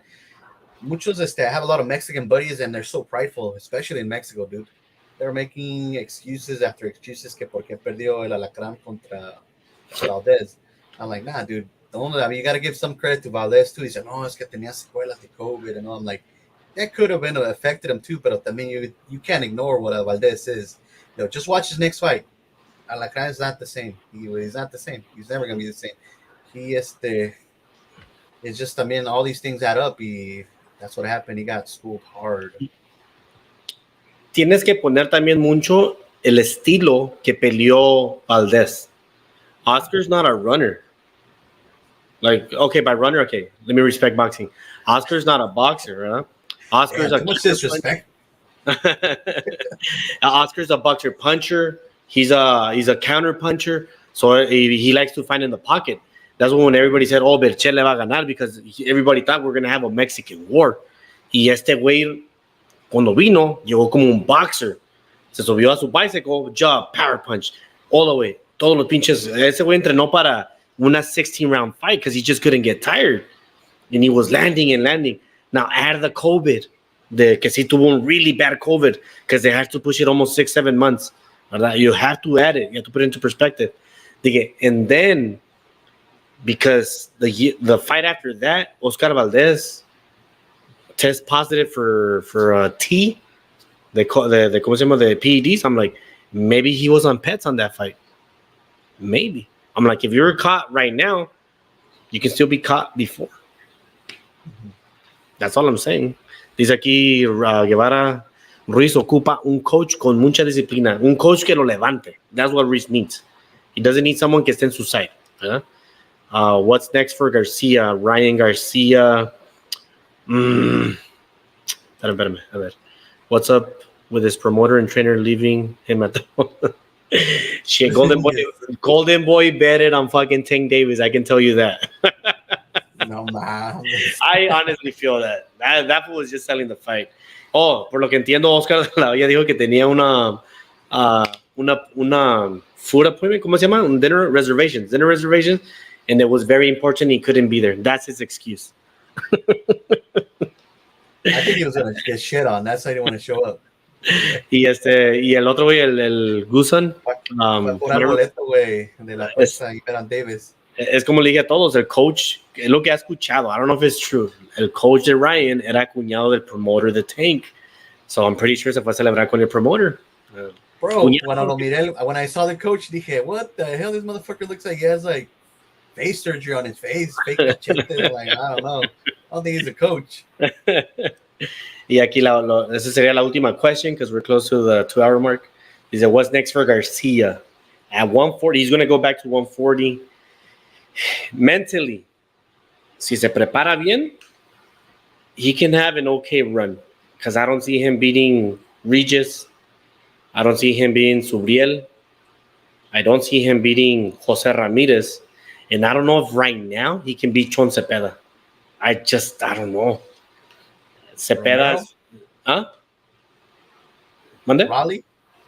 Rolly? I think he beats Rolly. I think he beats Rolly. In sparring, but that was years ago. Sí, no, pero I feel like Ryan is more disciplined in boxing. Y Rolly is un pendejote. I don't rate Rolly. Like I said, I don't know how you can come up from a knockout loss and fight for the championship belt at another division. How? Okay, Ryan should use what he has to his advantage, to what's going for him, his name. Sí. Use his name. Y de ahí, just freaking piggyback off his name and get these good fights that actually matter. So that's why I said, pelea con un Joseph Diaz to get your win back. Si puedes ganarle, because I don't know where your mentality is at. Maybe get another fighter in there, un William Cepeda, if he can beat him, because William Cepeda tira como like 1,000 punches. Even they're both with Golden Boy. That's what I'm saying. Those, ¿verdad? Un Montana Love, who kind of sucks ass, who's at 140. Y ya de ahí, call out Devin Haney, because he doesn't have power and he's kind of chinny, but he's the better boxer. That's the único problema. And if Teofimo Lopez beats Josh Taylor in July, he's going to be the champion. So that's another big fight. It will be a big fight. Teofimo Lopez versus Ryan Garcia will be a big fight. Ryan Garcia versus Devin Haney will be a bigger fight if Haney beats Loma. And like I said, I don't see him going through that, but that's another plática for another life, because the fight is still like a month from now. But that's what I see for Garcia. It's true what you're saying, Johnny. You have to use his name. He has to. But the question is, what's a big fight out there for him that cannot knock him out? He really has to, a promoter que es Golden Boy, they really have to sit down and be like, what's really good for me? The fucking girl get better. Porque if you're getting like, I don't think he should have done the Tank Davis fight, even though he really wanted to fight him with all those clauses. Like, you ended up being affected badly. During the fight, it showed your immatureness to, I got bored. No. You got fucking desesperaste que you couldn't do anything to him when you were trying hard. I mean, he's not going to be able to do anything si se desespera contra un Shakur or un Haney, porque they're going to fuck him up. If he goes in aggressive. Like, dice aquí Pelonsky's Ryan contra Santa Cruz for the raza. Santa Cruz went to 126. So after Tank knocked him out, he knocked him out at 130, and then he dropped back after 2 years of being knocked out. He moved back down to 126, and that's where he's been at, but he hasn't fought either. That I would say Navarrete contra Santa Cruz would have been better, or Oscar Valdez contra Santa Cruz would be fucking awesome. Um, Other than that, you have to put into the politics del PBC. Santa Cruz is a PBC fighter. Abner Maris is a PBC fighter. That would be a good fight for Ryan, so you can build up, pero he's a PBC fighter. So when you put all those things, we can only be so selective. Por eso yo dije William Cepeda, por eso dije Joseph Diaz, Montana Love, El Chon Cepeda, maybe a Jose Ramirez, a Tevin Farmer. Todos ellos están en Matchroom or in Golden Boy, which is the Zone, and some are in ESPN. And like I said, that's where I keep always mentioning it on the group chats, on the lives, on anything when it's boxing. PBC is just bad for boxing because they don't allow their fighters to leave Showtime, to leave Fox Sports, to fight at somewhere else. Like literally, this fight was in the Zone también on pay-per-view. So técnicamente, even though it was Showtime, the Zone also had their own commentators recording off their own thing onto the Zone platform. A lot of people didn't know that, but that was the only way to get this fight done. You know how they got Canelo to come fight in Showtime. They wanted to do it again for David Benavidez, but like I said, Canelo's the A site. How come you don't go to him if they're going to offer you the same fucking money or more? Mm-hmm. That is it for the show. Any closing thoughts on anything? I know that it was mostly a boxing thing, and puse los antojos a little bit in there. Did you have antojos when you had your girl pregnant? Then you had your kid? That's when I fucking gained all my weight. So I did. It was al revés, güey. She got skinny and I got fucking big. He was like, no mames. Y el doctor la regañaba. What the fuck? Why aren't you eating? I'm eating. You're like, yo también. Dice aquí una last question, and unless he asks another one, but we only have 9 minutes. Dice Ryan versus Pitbull. Again, Pitbull's PBC. Le ofrecieron, just to put it in perspective, le ofrecieron, I think, le dieron 100,000 o 50,000 a Pitbull cuando peleó contra Tank. Oscar de la Hoya, by his mouth, he said that he offered him 10 times more of that amount to fight Ryan Garcia in the Zone. I think it was for last year. And their promoters, and all them, I said, why does he have to go over there? Come fight in Showtime. We can make it a pay-per-view. I'm like, fool. I'm like, they literally offered him $1 million fucking dollars to go fight. I'm like, Tank Davis only offered him 100. What's the big fucking idea? Like, why a huevo? Porque tiene que ser allá? And that's where the Muhammad Ali act comes in. De que the promotional company is working for the network and not for the fighters. Like, le están costando mucho dinero a los fighters por perderse esas fights. Y técnicamente, because Mayweather and now Heyman, the owners of PBC, they only signed as managers and not promotional company. They can't sue him, and they're probably signing up shitty deals on that contract. They're signing up a lot of shitty deals. The new Don Kings. The new Don Kings. Porque se me hace muy raro que ningún puto fighter puede salir de esa island a pelear acá, para acá. El único fighter that was from PBC and moved to the Matchroom was Daniel Jacobs. Daniel Jacobs was from PBC, and I think he got lucky because he only signed like a 3-year contract. Yeah, de ahí se salió right away. But from what I understand, los mismos managers de los boxers, they re-sign with them instead of going looking for somewhere else. So I'm guessing que lo que hacen, la PBC de seguro les da money on the side a los managers so that they can keep re-signing with them. Y there was another fighter who just signed with Golden Boy, un morenito. Le preguntaron, how come you didn't sign with PBC? Porque son ahí más, es like a moreno thing. And he literally said that they have too many stuff for them and not for the fighter.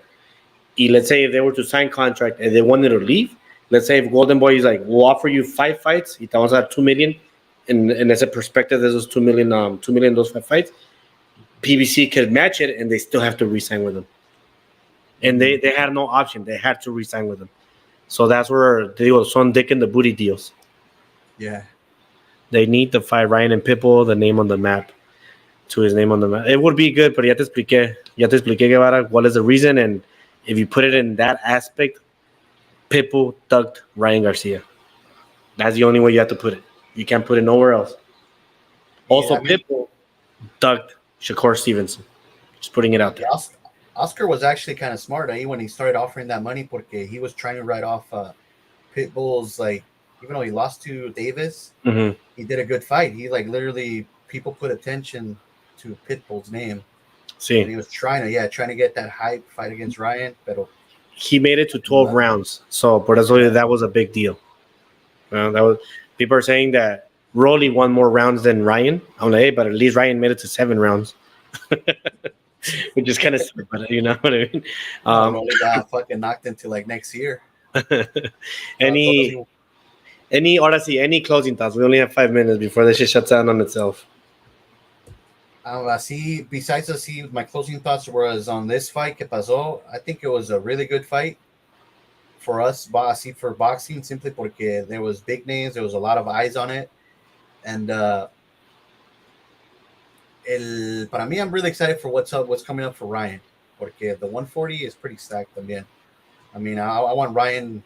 Me gusta su style.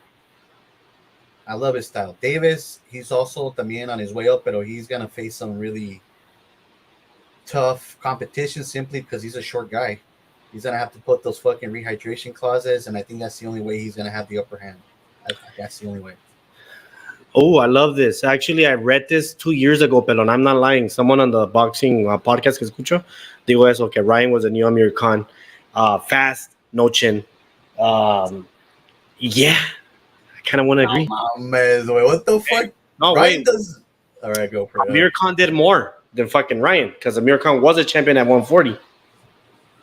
Yeah, but you can't compare like glass chin Amir. Amir se barataba, like it was like le tocaban el chin and he looked like a little puppet. Like le falta poco para que alguien sí lo noquee. He's been dropped already twice. Bad. Well, not bad. Bad in the first fight. Not this one, no tanto. But he was knocked out in this one, ¿verdad? Pero yeah, I read that somewhere. I heard that, and it's like I kind of want to agree that Ryan might be the new Amir Khan. Maybe. So my final thoughts, a lo poquito que hablé poquito de los Lakers, hablé poquito de los Clippers. Fuck Kawhi Leonard with his stupid injuries. You made us, los levantaste del corazón y los mandaste a la verga. I still think Memphis in 7. I don't think if the Suns win, I don't think they can beat the Nuggets. And I still have the Bucks winning everything. As for the fight, I forgot to say that. I don't think it was a good fight, to be honest. It was 3 good rounds out of 7. It was just like a big spectacle. But this was the last fight before we actually get into the good fucking shit. And that's Canelo. That's Katie Taylor. That's fucking Devin Haney contra Loma. So we're gonna get there. Those were my closing. If you ever have another kid, y tienen antojos, fuck, that's the best food you can have. Dice aquí, I meant Campbell is not a power puncher and still dropped Ryan. Correction, he's a pillow-fisted fighter and he dropped the shit out of Ryan. Más feo que Tank, I'll tell you that. But here's the quote of the night: when life gets tough, put on your boxing gloves. I like that shit. This was a lone show before Johnny joined me. Thank you, Johnny, for joining. Thank you, Chumpis, who was actually on the comments the whole night. He says que no dura 2 hours. Look, you've been here for 2 hours, Chumpis. Un aplauso for Chumpis. Dice que no puede mirar mis shows y lo miró bien completo. Pelón, SMR. I know that Jerry went in there and all the other people that saw this. It was a hard one, but there you go. It was a good weekend. I know that Pelón I was happy porque las Chivas, que porque los Lakers, y que porque Tank le dio dinero. And I know that I lost 3 tacos de birria, pero me gané $20 de mi brother. Probably that's why he didn't want to join, because I knew I was gonna fucking talk roast him. Yeah. You read my text. I said I was. Yeah, no. Yeah. I got Tank, pero I want Ryan. Okay. See, that's why I put it in a small thing. Like in Instagram, I puse todos como lo teníamos, but everybody's rooting for Ryan. Pero así era. But people, you guys have a good night. Peace.